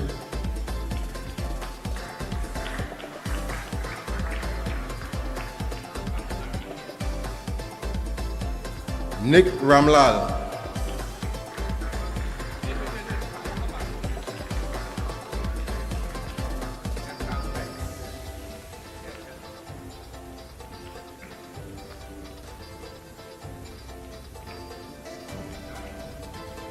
Raj Nanan,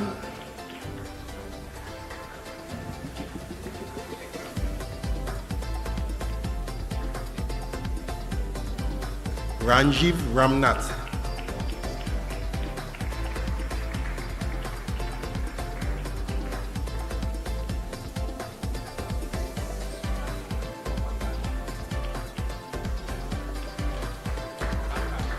Raj Nanan,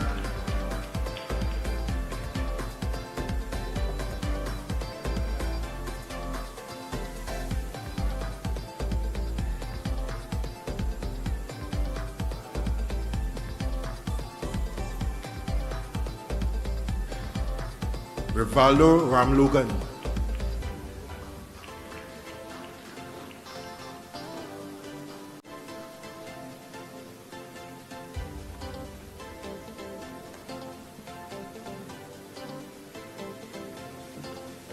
Silas Cooper.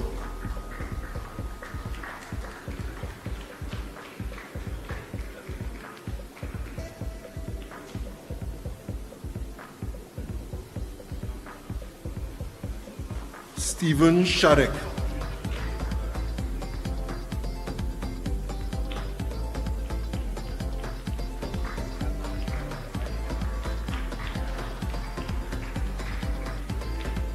Trevor James.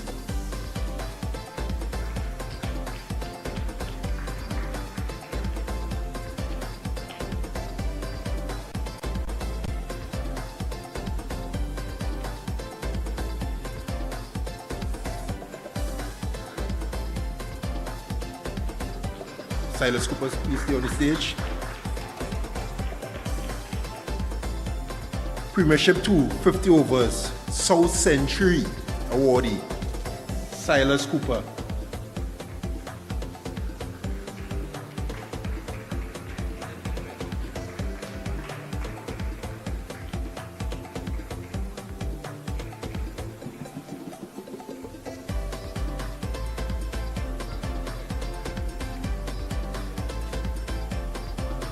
Premiership 2, South T20, Silas Cooper.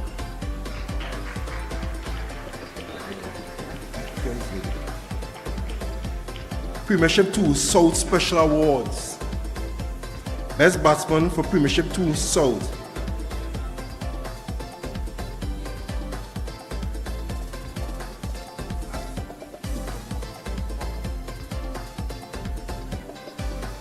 Silas Cooper.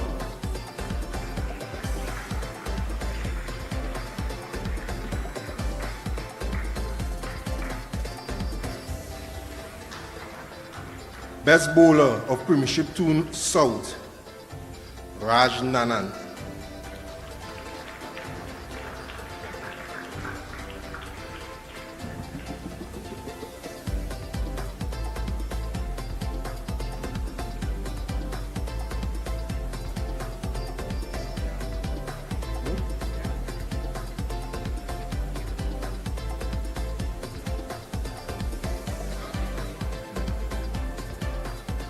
Trinidad and Tobago Cricket Board Premiership 2 North Cricketer of the Year 2023, Darren Cruikshank.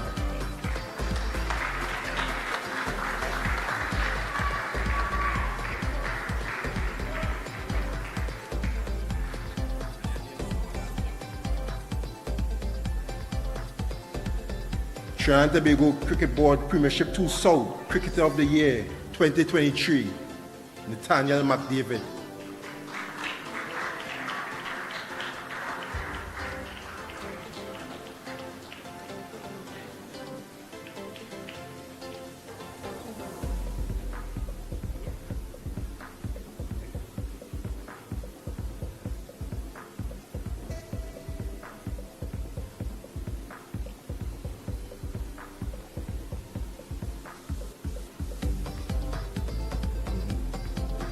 I call upon Mr. Ronald Ford, representative of the Ministry of Sport and Community Development, to assist with these awards.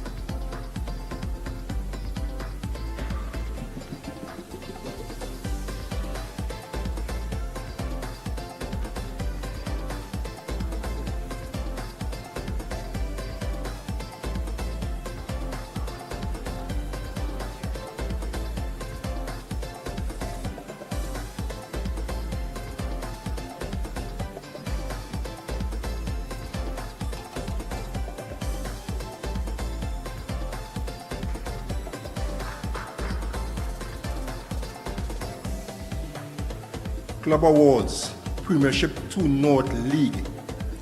Third place, Prisons.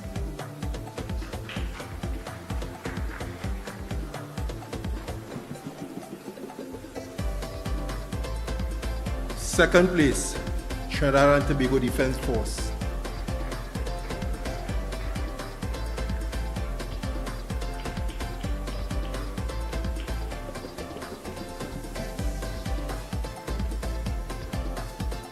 And the champions for 2023, Merry Boys Sports Club.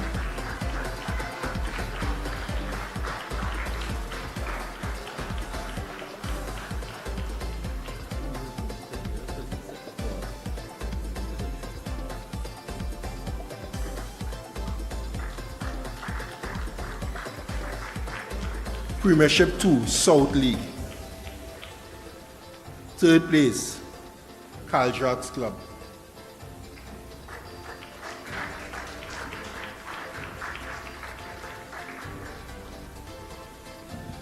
Second place, Yorkshire Club.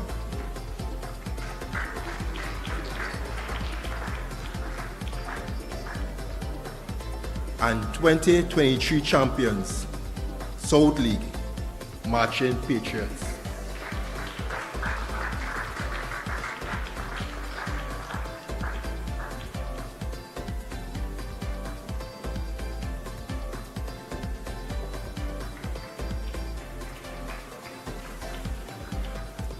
Club Awards for Premiership 2, North 50 overs. Third place, Aranguez.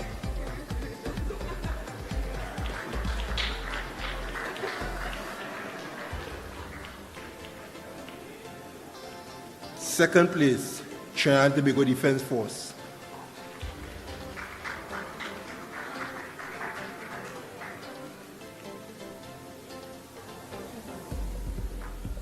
And the Premiership 2 North 50 over champions, Mary Boys Sports Club.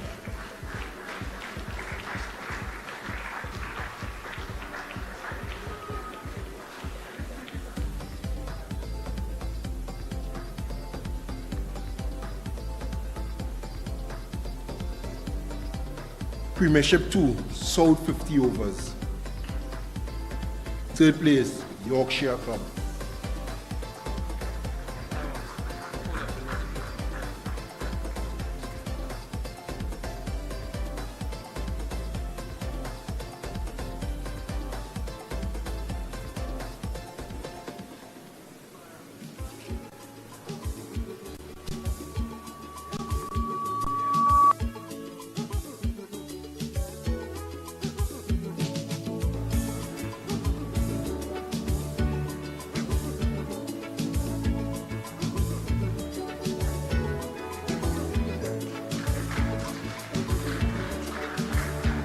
Second place, Caldrax Club.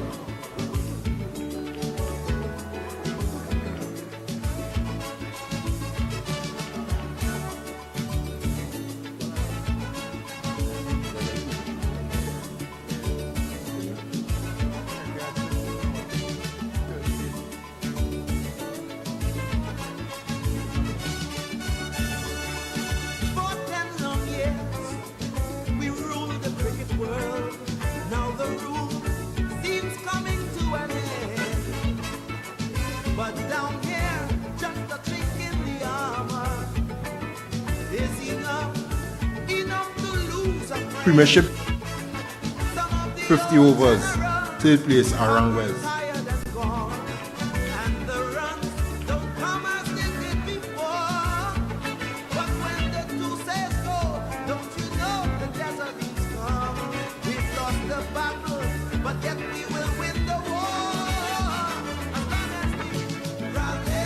Premiership 2 South 50 overs, second place, Caldrax Club.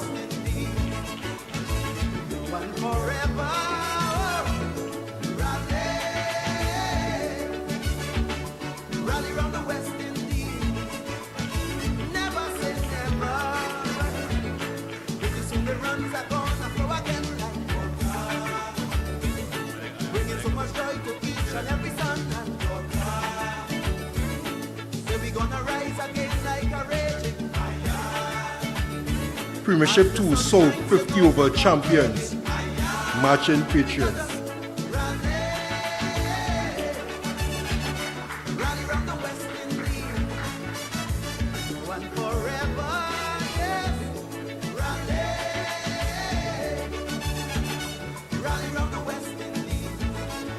Club Awards for Premiership 2 T20.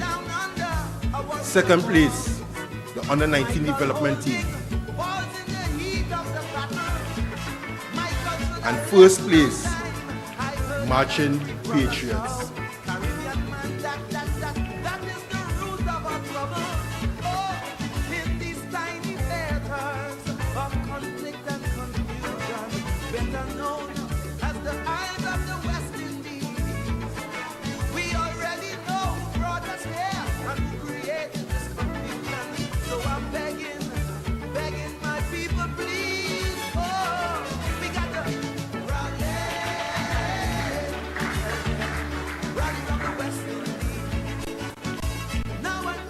Thank you, everyone.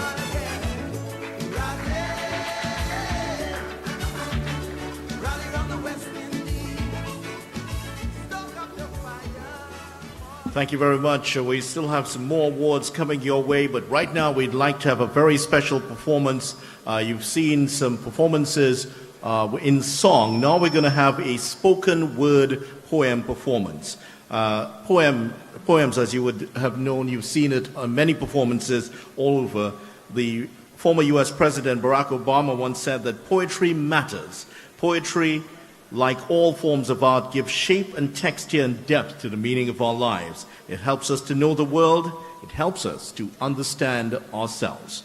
Doing a poetry performance at this time is a member of, he works with the Trinidad and Tobago Cricket Board, and he's doing a performance called This is Cricket. Please welcome Tyrese Campbell.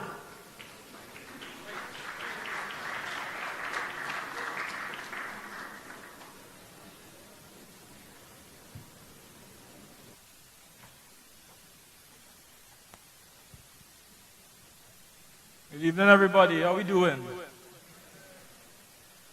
All right, so I know this is a formal event and thing, but it's supposed to be a little arty, so I'm going to free up myself, right? That okay?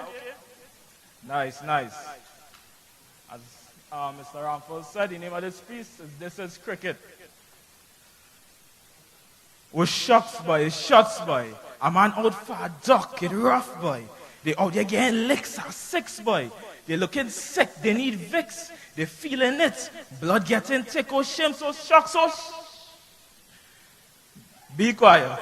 I can't even hear like I red lining, because everything gone clear. Everybody hand in the air, everybody hand in the air. People jumping like it's a fete in here. Can't turn my head, I had a stare. Can't sit down, forget the chair. Someone can't breathe, he gasping. Somebody can't eat like he fasting.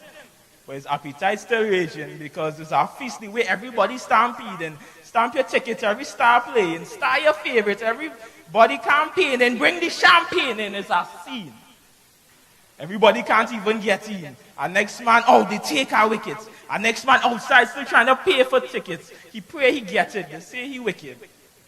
Everybody moving around, they screaming. It's like surround sound around town, they reeling. It's a movie. And you witness a piece of history. The team almost a victory. Our next man make a century. Everybody making memories.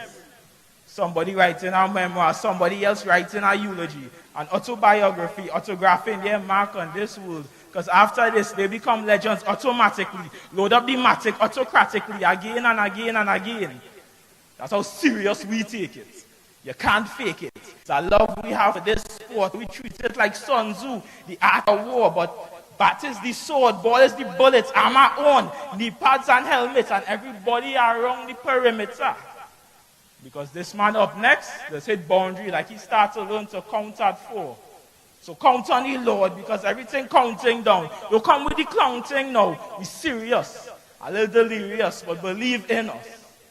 The people who are in suspense, from radio to TV to live stream, whatever your choice, they could feel the energy in the commentator voice. The way he described a man bowling action, a next man batting technique.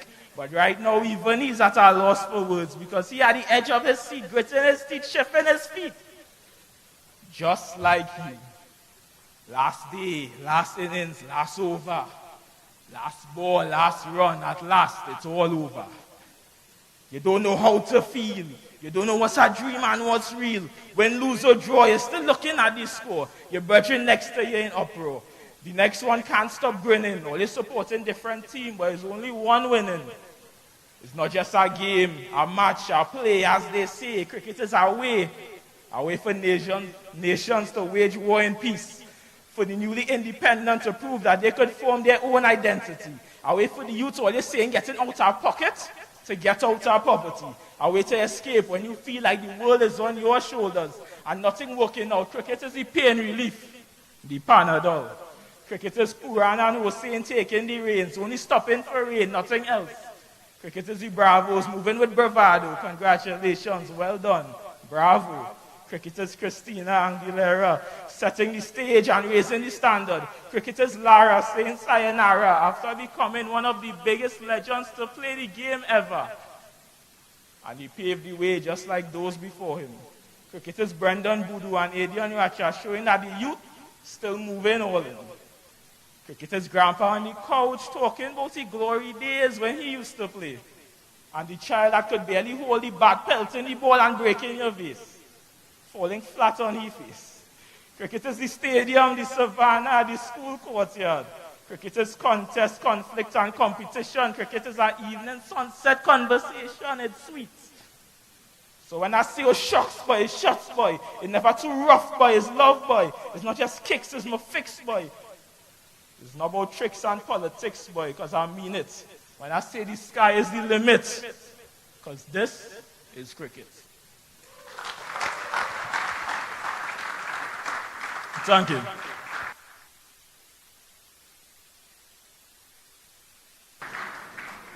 Thank you very much, Therese Campbell. This is cricket, certainly a great addition to the awards. The first time that I believe that we've featured poetry at the Trinidad and Tobago Cricket Board Awards, and certainly we hope to see from Tyrese perhaps another composition next year. We're going to another set of awards at this time, and right now we will be going to the Premiership 1 Awards, 5 wicket hauls, 10 wicket hauls, centuries, and of course the Cricketers of the Year in this section. To do this, I'd like to invite the chairman of the Premier League Committee and a member of the Trinidad and Tobago Cricket Board. Please welcome to the podium at this time, Mr. Henry Chase.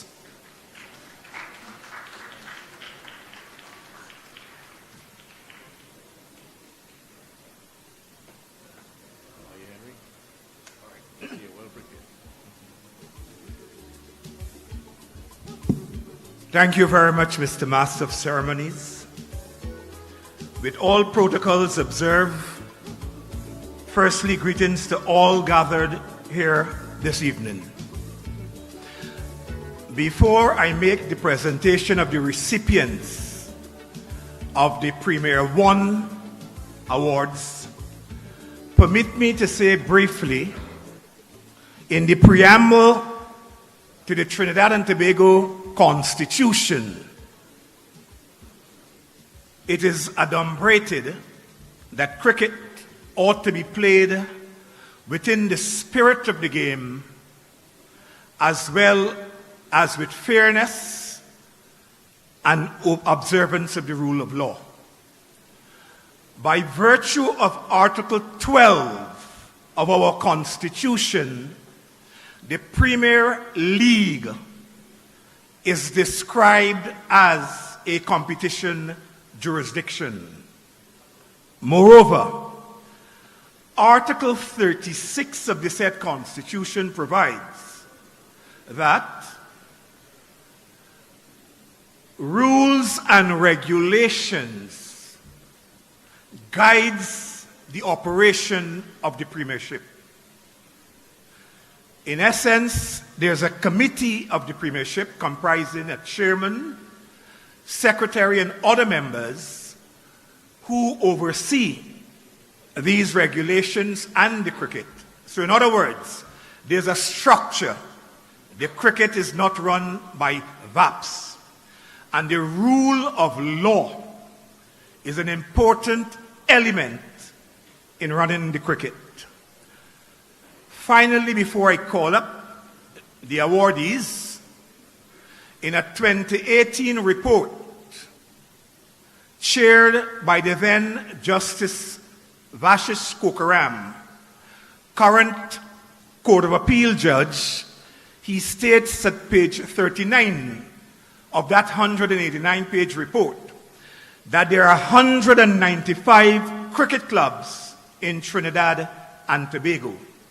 However, our Premiership League, which is one of the competition jurisdictions, has 24 clubs operating, and Premiership 1 comprise of 8 clubs.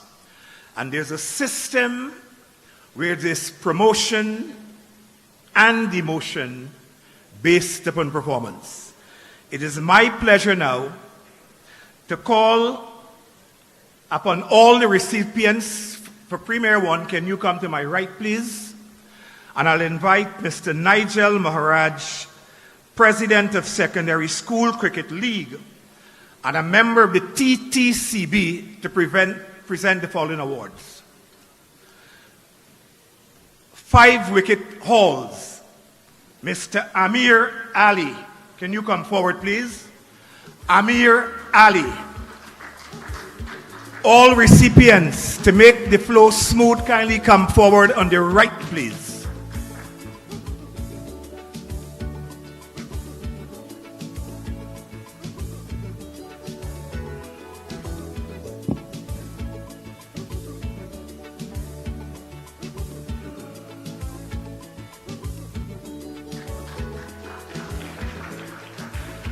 Mr. Justin Gangu.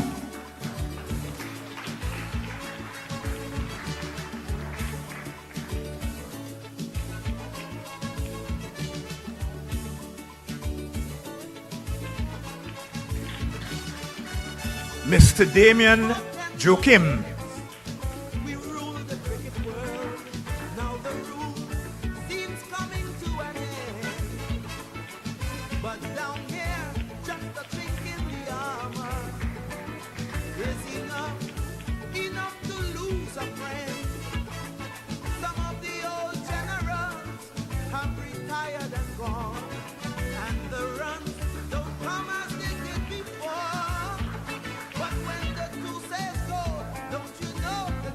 Wicket hauls.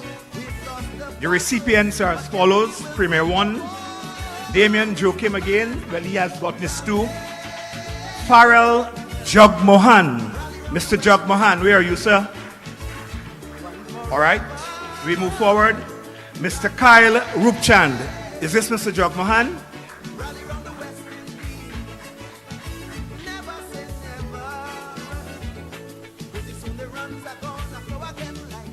Or this Mr. Jagmohan, a round of applause for him, please.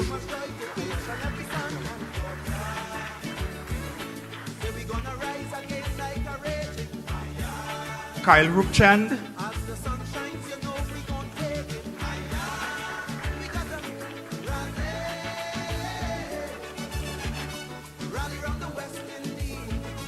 And for the 10-wicket haul, 3 10-wicket hauls, Mr. Sunil Narayan.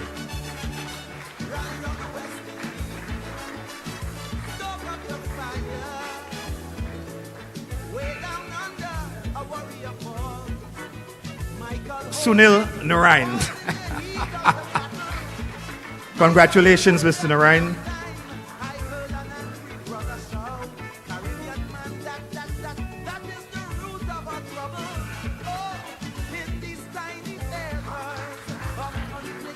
Thank you very much, Nigel. I invite on the stage Ms. Novella Ramdas, Business Development Officer at Tiger Tanks, to present the following awards.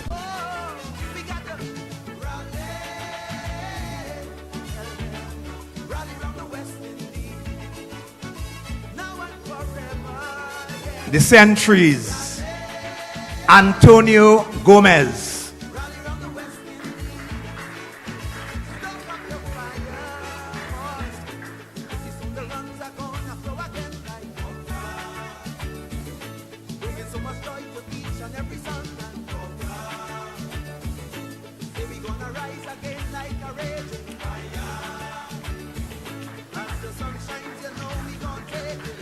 Camilo Carimbocas, 2 centuries. A round of applause for him, 2 centuries.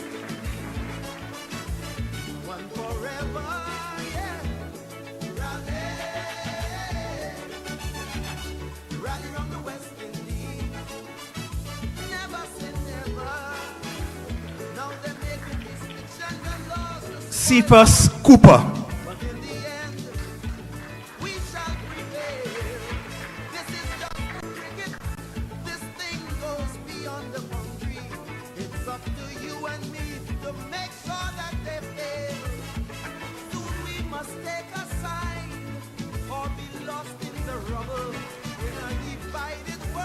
Mr. Christian Thurton.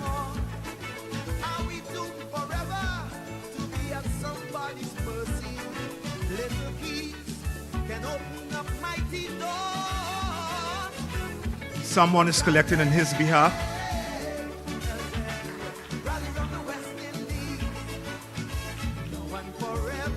Mr. Evan Lewis, scoring 2 centuries.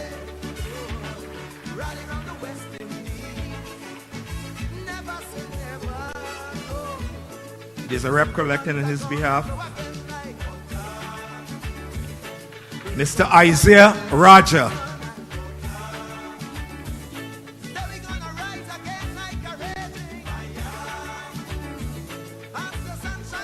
Coach Recuse PCC is collecting on his behalf.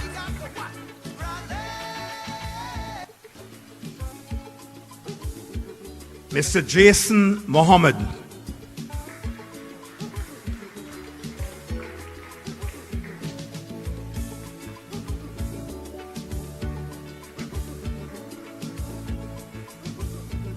Mr. Jeremy Solazano.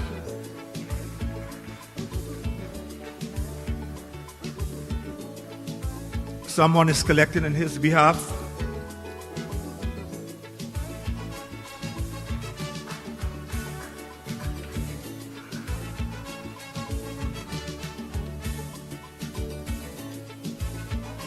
Mr. Joshua James, scoring 2 centuries. We have a representative on behalf of Mr. James from Tobago, scoring 2 centuries.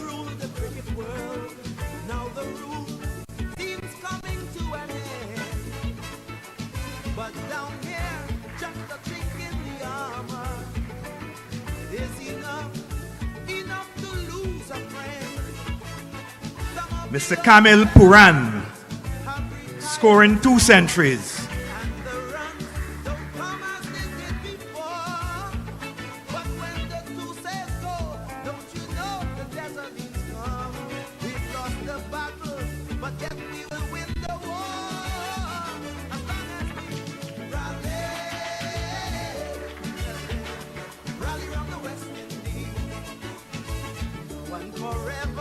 Mr. Keegan Simmons, scoring 2 centuries.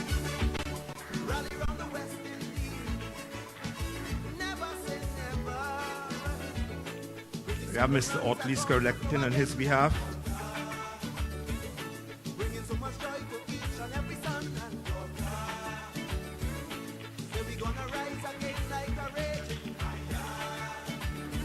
Mr. Kevlin Anderson. Mr. Kevlin Anderson.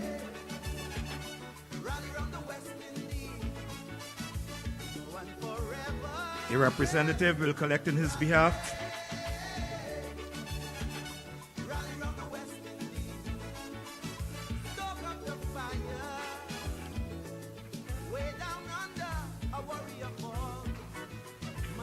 Mr. Christian Kalicharan. Mr. Christian Kalicharan.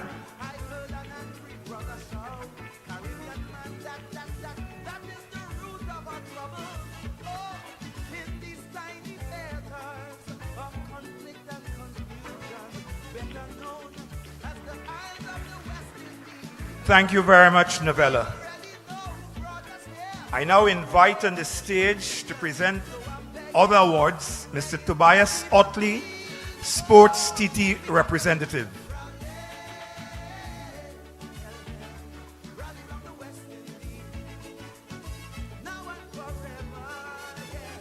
To continue with the centuries, Keon Otley.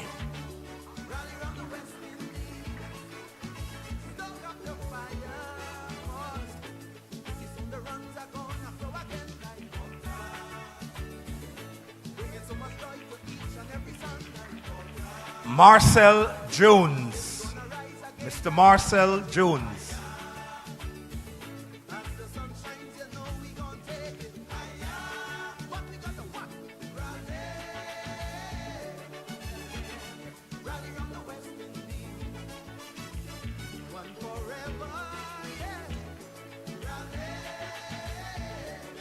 Mr. Navin Bidesi.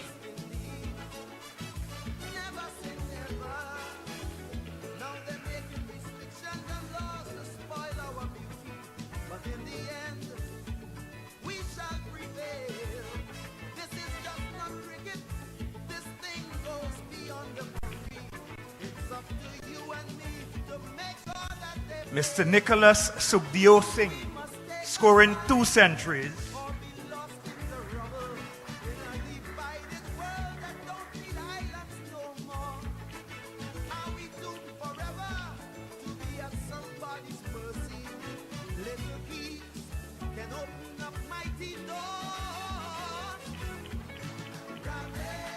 Scoring 3 centuries, Mr.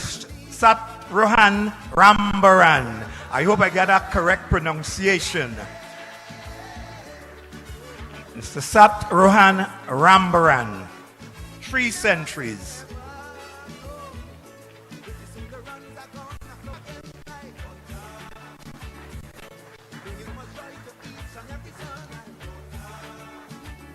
Terence Hines. Mr. Terence Hines. Any representative? We move on. Mr. Vikash Mohan.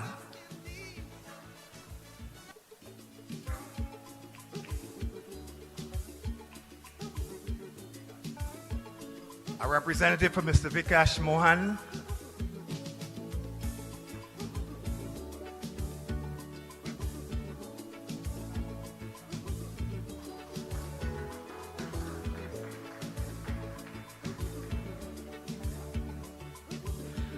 And Mr. Yannick Otley.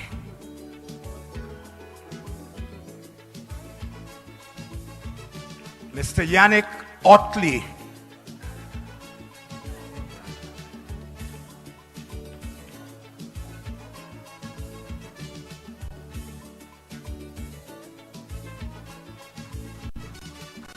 Representative for Yannick Otley. Thank you very much, Mr. Tobias. I now invite on the stage Ms. Deborah Patton, Chairperson of the Prime Minister of Trinidad and Tobago Sport and Culture Fund, to present some awards. And this for the Premiership 50 overs, Premiership 1. We call Mr. Mbiki Joseph. Mr. Mbiki Joseph. There's a representative for Mbiki coming on stage.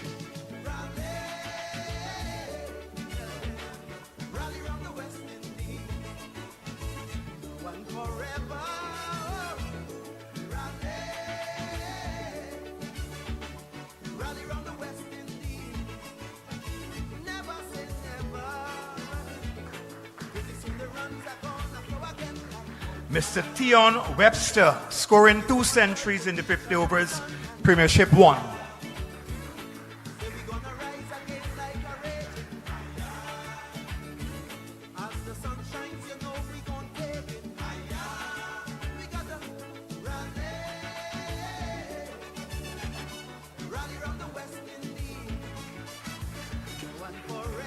Mr. Jeremy Solorzano, a representative for Mr. Solorzano is coming forward.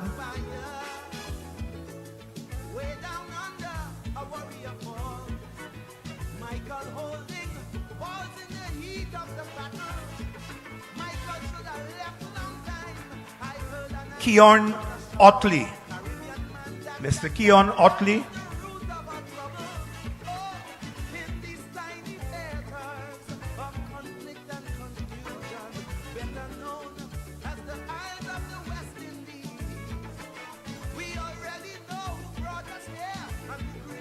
Mr. Denzel Antoine.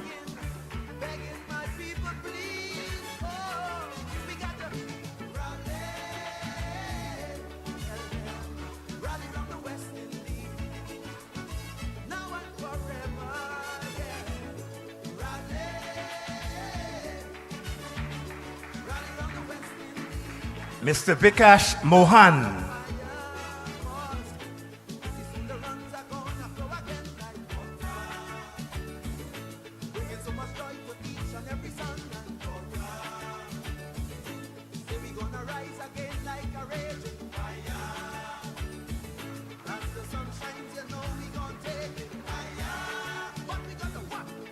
Mr. Nicholas Subhadip Singh. Oh my. Okay, Mr. Mohan. Mr. Nicholas Sukhdev Singh. Mr. Cephas Cooper.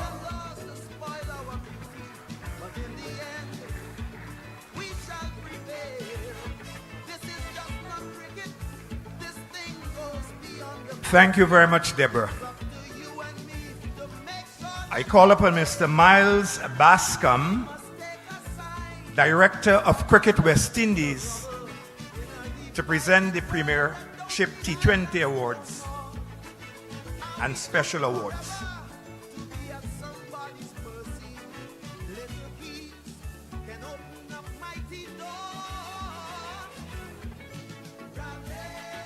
Premiership T20, Amir Jangu.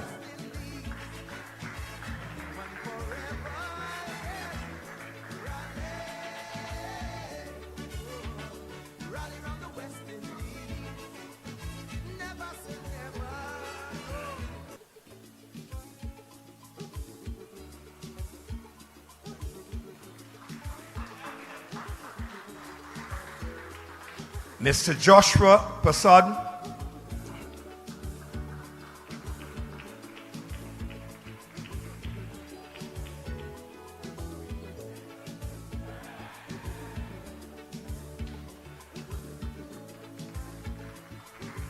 Mr. Cephas Cooper.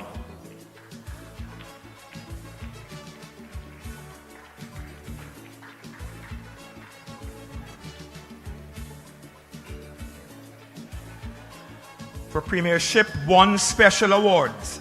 Best Batsman of Premiership 1 2023, Cephas Cooper of Powergen Penal Sports Club. Congratulations, sir.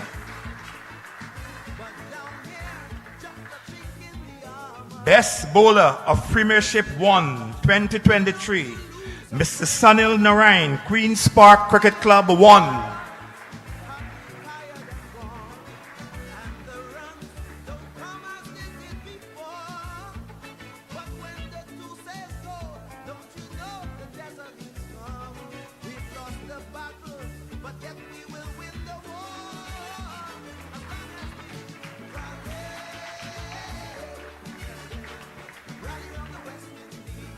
Cricketer of the Year 2023, Yannick Otley, Clark Road United Sports Club.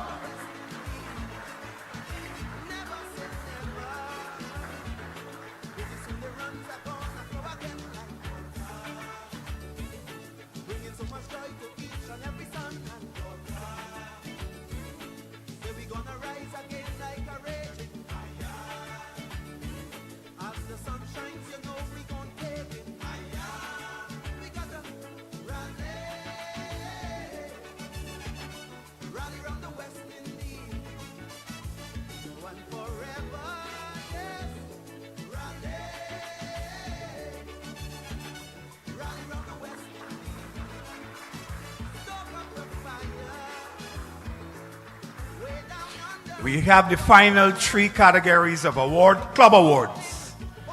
Number 1, Premiership 1, QPCC, Queen's Park Cricket Club 1. Can we have a representative of the club? Queen's Park Cricket Club 1.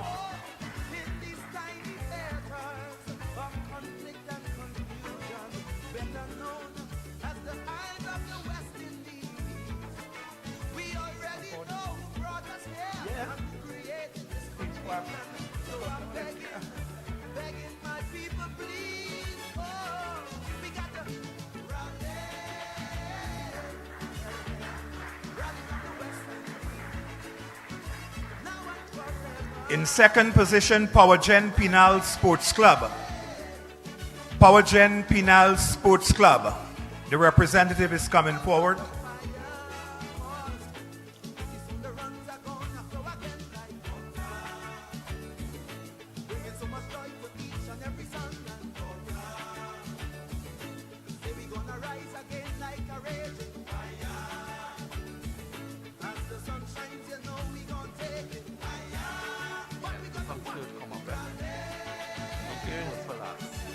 All right. And in third position, Clark Road United. We now come to Premiership 150 overs. So Clark Road United, third position.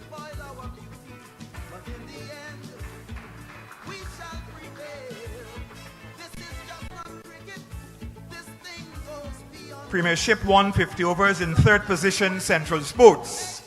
Third position, Central Sports.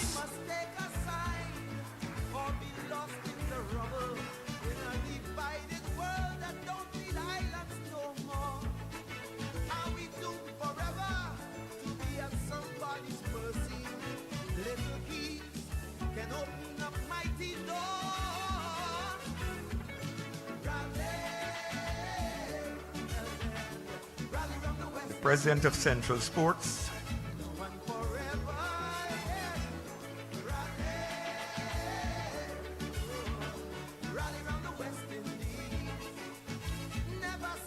In second position, QPCC 1, Queen's Park Cricket Club 1.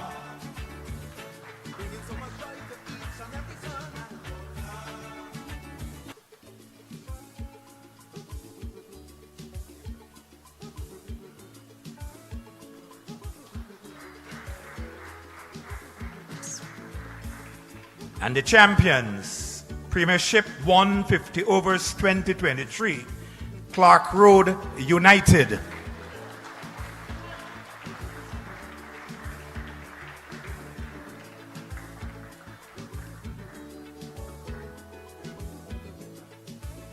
Our final two awards. Our final two awards. Premiership 1 T20. In second position, Powergen Penal Sports Club.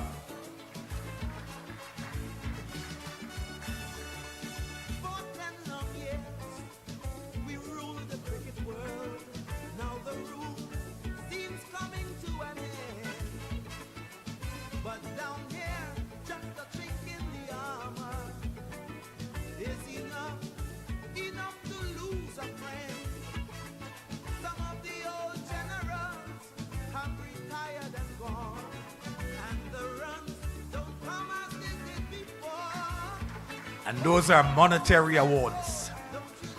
Premiership 1 T20 Champions 2023, Central Sports. The President of Central Sports receives the award on behalf of his club.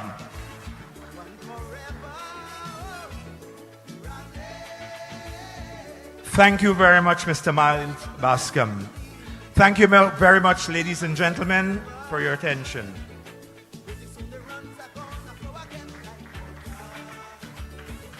And thank you very much, Mr. Henry Chase, for presenting that section of the award ceremony. We still have one more segment to go, and these awards include the Youth Group Awards for the best players in the different age groups competed where the Trinidad and Tobago Cricket Board teams compete. We'll also find out who will win the Sunny Ramadan Award, plus the major awards including the Administrator of the Year, National Cricketer of the Year, and the International Cricketer of the Year, and of course, the Club of the Year. That's still to come. The man who will be doing this final section, he is an executive member of the Trinidad and Tobago Cricket Board. Please welcome Mr. Kelvin Mohammed to do the final set of awards. These are the awards where the air is rare. Mr. Mohammed.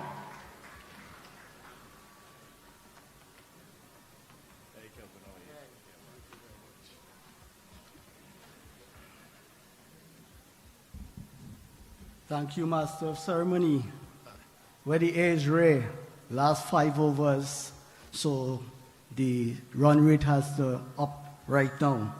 So I would like to call on Mr. Shamshad Ali, sponsor of many of the youth tournaments, Price Club Supermarket.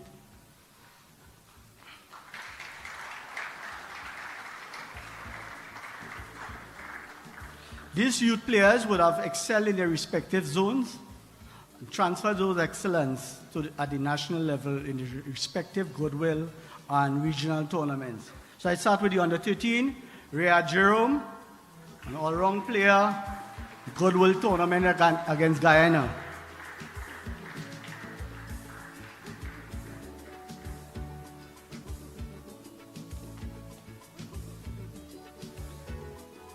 And Rhea, I ask you to stay on stage. Right. Just stay on stage to me. Under 15, Brendan Boodoo. Brendan Boodoo was the under 15 captain, I see the minister. Under 15 captain, under 17 player in the CW regional tournament, held in Antigua and Trinidad, respectively. Under 17, Adrian Ratcher, fast bowler, middle order batsman, in the regional under 17 tournament in Trinidad. Andrew.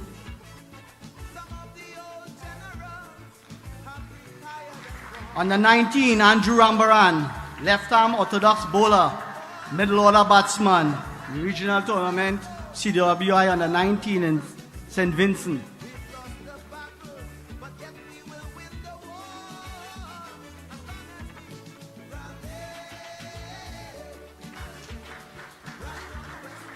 So guys, could you come forward, please? Come back in front.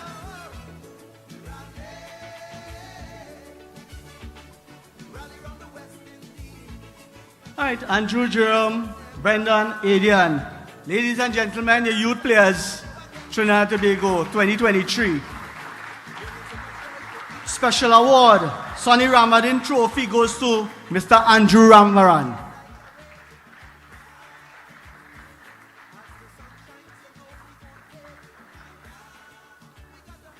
Stay, we finish.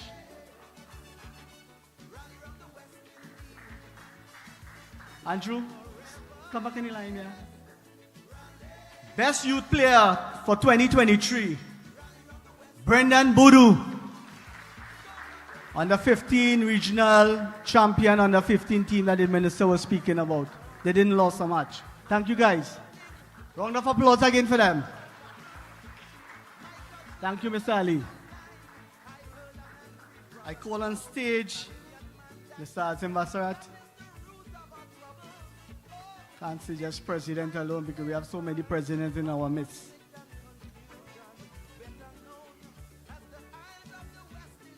We move on to the honorary awards for long and distinguished service.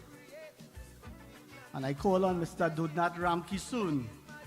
And while Mr. Ramkisoon makes his way, I would just like to give a little synopsis of his contribution. He began his cricketing career as a player and became the first ever West Indies under-19 captain. He was a captain of the senior national team. As an administrator, he was the past treasurer of Central Zone, a National League representative, the first vice president, and a first vice president of TTCB. Mr. Ramkisoon retired as the cricket operations manager of the Trinidad and Tobago Cricket Board. Ladies and gentlemen, I give you Mr. Dudnat Ramkisoon.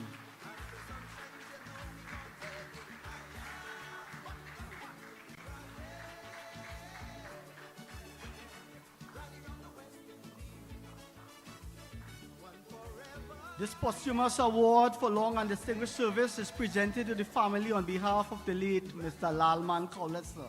And I invite a family member, and I do the same. Mr. Kaulesa would have given over 4 decades of exemplary service to Trinidad and Tobago cricket. He was a second vice president for many years and a founding member of the Central Zone. He was a past president of the Trinidad and Tobago Cricket Umpires Association from 2007 to 2013, a sitting member of the Trading Committee of the West Indies Cricket Umpires Association. Mr. Kaulesa had a passion for youth cricket. He was a successful coach of Presentation College and never missed the Gary Sobers tournament in Barbados. Today we salute the late Mr. Lalman Kaulesa.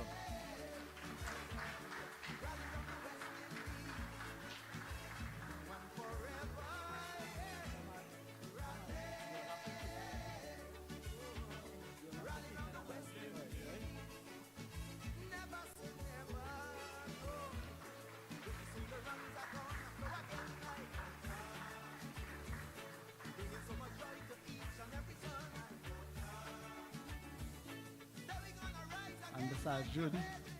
Our second posthumous award for long and distinguished service is presented to the family on behalf of the late Patrick Rampasad. See, this is Rampasad.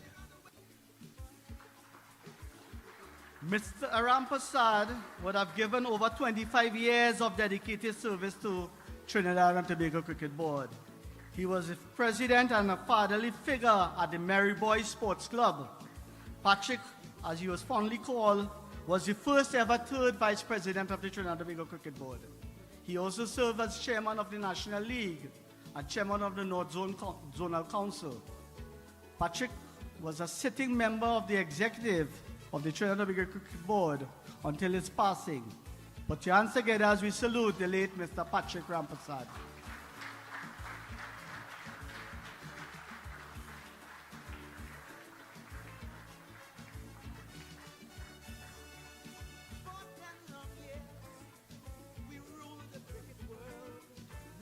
I now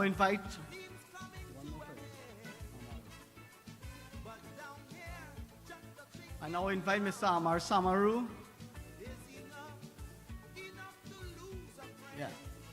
Mr. Samaru is a retired comptroller of customs whose experience as a senior public servant is well utilized by the Trinidad and Tobago Cricket Board. He's a member of the election committee of the Trinidad and Tobago Cricket Board. He's also a liaison between teams and officials at the board's competition.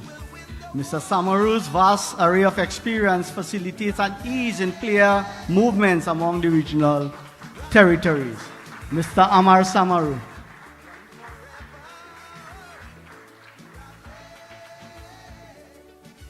And moving on, I don't know if the president would like to stay on stage because the next award goes to you. Administrator of the Year. Our Administrator of the Year is our President, Mr. Zimbasarat. But before we present this, there was a little thing there in terms of him accepting this award. At the beginning, Mr. Basarat displayed an unwillingness to accept this award, opting for a position of chief servant. However, the executive was adamant in this quest, reminding him of his leadership role in rallying the game out of the COVID-19 challenges. Being the first sport to return to the active game in a bubble with all the restrictions. Today, post-COVID, we see an even greater rejuvenation of the game of cricket. Mr. Basarat led from the front in creating a collaborative environment around cricket that attracted the much-needed public-private partnership to grow the sport. This hall, belonging to the loyal sponsor, is testament of that product. He ensured full, timely compliance of the board to meet the ministry's set standards. This saw a proliferation of the games in all areas. He took a leading role in the Under-13 bilateral tour to Guyana. Mr. Shallow, we hope that this will continue with the other territories. A return to a much-anticipated North-South Classic at the Under-13, Under-15, Under-17, Under-19, Under-23, and the senior levels, ensuring that women cricket is placed on the front burner, assisting all the zones in becoming financially independent to support another 180 clubs throughout Trinidad and Tobago. A return to of the Cricket Academy, the Under-16 Cup, the Under-19 Cup, the Dream 11 Blast, and all the National League competitions, just to name a few. The executive reminded, and I think the minister would have made a remark to this. The executive reminded him of requesting the Minister of Sport to be at the airport in Piaco at 10 in the night, to welcome the successful Under-15 team on their return. A moment etched in these youngsters' psyche. This says a lot about the commitment of both the Minister of Sport and the President of Trinidad and Tobago. And the President at the end did give in to our request, made one request of his own, that the Minister of Sports present this trophy for him. So Minister, I request your permission to be on stage. Our Administrator of the Year, President of Trinidad and Tobago, Vice President of CWI, Hummingbird Gold, Mr. Azim Basarat. HBM. Samileka Mutaka.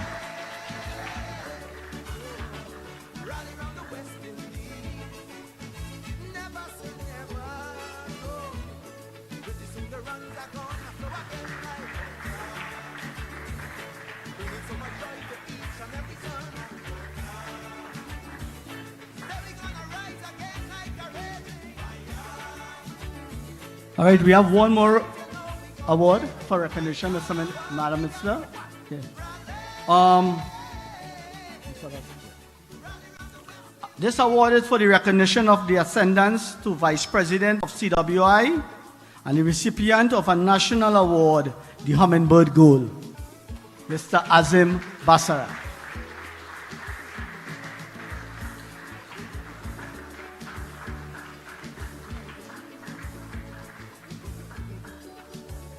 Thank you, Madam President. Thank you, President. Now calling the next President, Dr. Shalu. Nothing like a free meal.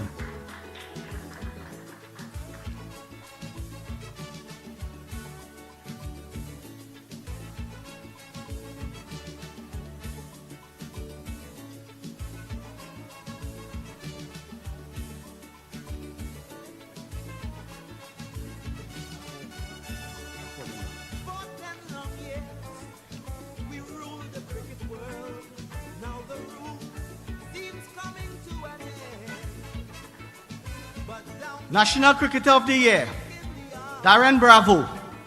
The receiving on behalf of Darren Bravo is Tian Webster. Tian.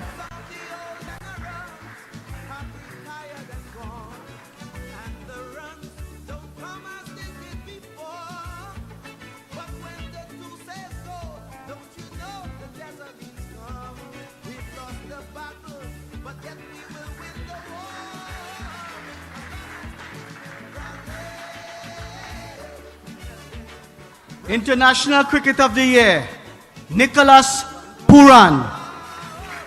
Riyad Emirates. I think Riyad Emirates is receiving on behalf of Nicholas.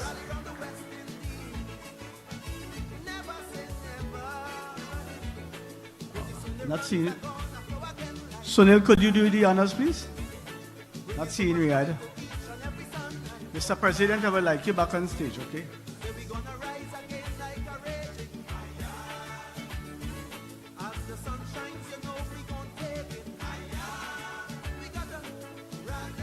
International Cricket of the Year, Nicholas Puran.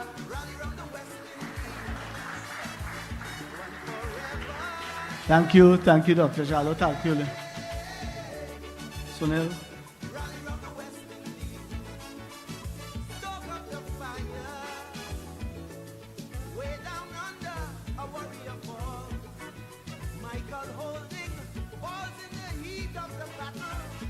Dr. Shallow, can you please assist with this presentation? This presentation, ladies and gentlemen, is the President's Award.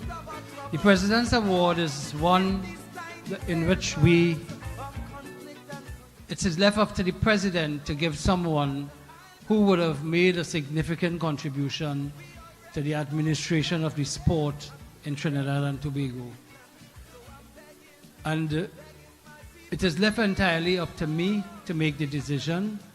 And when I look at all the people who have been involved in the administration of the game over the past 2 years, one person who would have demonstrated a keenness for learning and for adapting to the principles of the Trinidad and Tobago Cricket Board, one who I'm quite sure will do justice to the service of cricket in the future, and one who have demonstrated that since he was elected into office as an officer of the Trinidad and Tobago Cricket Board, he was always willing and went beyond the call of duty in some instances to facilitate the Trinidad and Tobago Cricket Board. So for 2023, ladies and gentlemen, the President's Award goes to Mr. Altaf Baksh.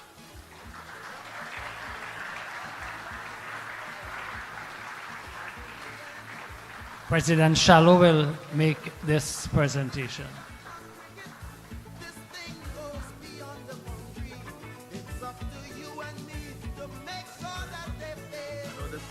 Simply means more work.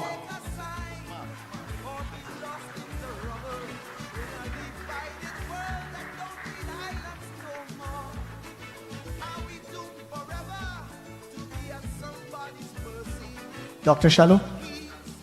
Mr. President. Madam Minister, could you join us again, please?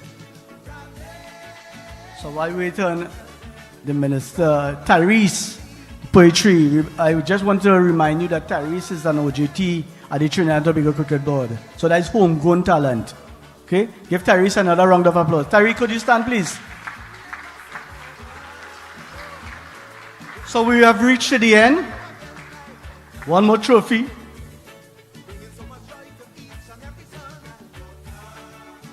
Club of the Year. Club of the Year 2023. Mary Boy Sports Club.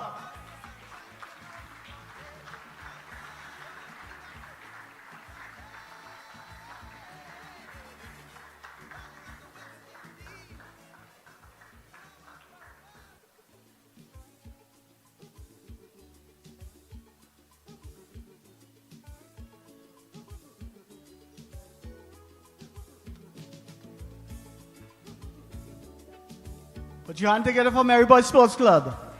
Club of the Year 2023.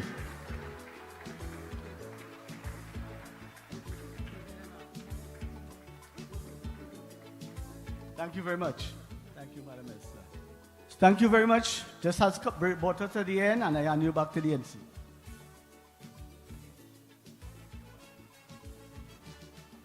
Thank you very much, Kelvin, and that brings us to the end of today's awards ceremony. My final act will be to invite the vote of thanks. When Mr. Altaf Baksh received his award for the President's Award shortly, he said that means more work. So let's give him some more work at this time. Mr. Altaf Baksh, please welcome him to move the vote of thanks and to close off today's ceremony. Thanks, Mr. MC. Respect, acknowledgement, and observation of all protocols to all invited guests. Let me begin by thanking everyone for being present this evening. This grand event was previously held in 2017 and is indeed a celebration of not only those recipients of awards, but of those involved in the process which resulted in these individuals' success. The very environment we are in at the moment was offered to the TTCB by the Price Club Supermarket, and we are entirely grateful for not only the venue, but the assistance rendered to TTCB in the way of sponsorship, especially for our many youth tournaments, and they have already indicated continuity with this support. So thanks very much to the management and hardworking staff of this business establishment, providing excellent service to the people of Shoguners. Ladies and gentlemen, the Sport Company and the Ministry of Sport, Sport and Culture Fund has been a buttress for TTCB in terms of sponsorship and provision of guidance for the administration of cricket. Mrs. Deborah Patton from Sport and Culture Fund, thank you for bringing the greetings amidst your busy schedule. There are many other corporate sponsors mentioned by our present today who have contributed significantly to ensure both our youths and senior cricketers can develop and showcase their talent. Thank you and welcome to the TTCB family. The Honorable Mrs. Shamfa Kujo, Minister of Sport and Community Development, we thank you for not only being our guest speaker tonight function, but your year-round presence. More so, the motivation you have provided for our youth teams. The Prezi mentioned how you were at the airport. There was also a follow-up at Trinidad Hilton to salute our cricketers. So thank you very much, Ms. Shamfa Kujo. Bringing greetings from Cricket West Indies was Dr. Kishore Shalu. We thank you for your kind words and know that with our president as your deputy, West Indies cricket will rise and we will reign supreme in the near future. Dr. Shalu. Mr. Cricket West Indies, Vice President and President of the TTCB and recipient of the Hummingbird Gold Medal, and indeed one of the longest-serving cricket administrators in the Caribbean, Mr. Azam Bassarat. Your address provided the usual inspiration to our cricketers, and we thank you for ensuring that the various initiatives and plans were implemented via sponsorship that will propel cricket in Trinidad and Tobago, and by extension, West Indies cricket. But don't keep those secrets again in the office there. We thank Mr. Arjun Ramlal, First Vice President, for his introduction to tonight's function. And ladies and gentlemen, Mr. Ramlal has been in the TTCB administration for almost 2 decades and is indeed a key member of the think tank of TTCB. He is also a director of Cricket West Indies. Our Master of Ceremonies for tonight, Mr. Vidya Ramphal, for the splendid job with his usual eloquence and the smooth transition of this awards function program. A man who is always in high demand for functions of this nature. Thanks again, sir. Usually with so many prizes and awards, it was a bit restless for you, and I know that you are very hungry, but everyone, I'm sure, will agree that we have a new star on the horizon. Our special performer for the night, 15-year-old Alyssa Joseph. Put your hands together to give her a round of applause. So we look forward, Alyssa, to hearing more about you in the future. Thanks for gracing us with your presence. Not to be overshadowed was our very own Tyrese Campbell, an OGT at the TTCB Secretariat. With his well-constructed poem, Tyrese is a member of the Poetry Club. So we wish you all the best in the future. Thanks again, young man. Our DJ for the night, Mr. Rambrose, did a remarkable job throughout the night, so thank you for your services, sir. The various persons who were readers for the various categories, great job, Mr. Frank Simmons, Mr. Henry Chase, Mr. Adrian Ali, and Mr. Kelvin Mohammed. Thanks very much, as well as the many presenters who came on stage to present awards. As mentioned, we had no prize function since 2017, and it was indeed a Herculean task to construct the various elements of this function. Dr. Sami, for providing the guidance throughout with his wealth of experience, working together with Tyrese Campbell, Brittany Sundar Singh, Mr. Ramlal, Ms. Tamara Balram, and myself. The Premiership Committee, headed by Mr. Chase and Mr. Rajan Purai as Secretary, and Mr. David Furlong, Head Senior Team Coach, always were cooperative and willing to provide the necessary information. The decorators also did a splendid job, as you would agree, along with Media 22, who provided the screens free of charge, along with the stage lights. Ladies and gentlemen, we must thank all the coaches, the zonal and club officials who have ensured the holistic preparation of our youth and senior cricketers, and that a high standard of local cricket has been restored post-COVID. It takes a process to get a product, and we can see from the many hundreds, 5-wicket hauls, 10-wicket hauls, that there is no shortage of talent in Trinidad and Tobago. We thank all units of the board for your year-round cooperation and diligence. The umpires, all TTCB committees, ground staff, all clubs, players, and all other officials from zones and involved with cricket operations, we thank you and look forward to continue working with you. We want to thank Suzanne, who has ensured that we have a big hump in front of us, for her catering establishment, for providing dinner for us this evening. So, of course, we invite you to that, and also treating us to your culinary delights year-round. If anyone, be it awardee or otherwise, was omitted, this was unintentional, and I humbly apologize if this was so. However, if any awardees were mistakenly left out, the TTCB will be allocating a day for these persons to collect their award.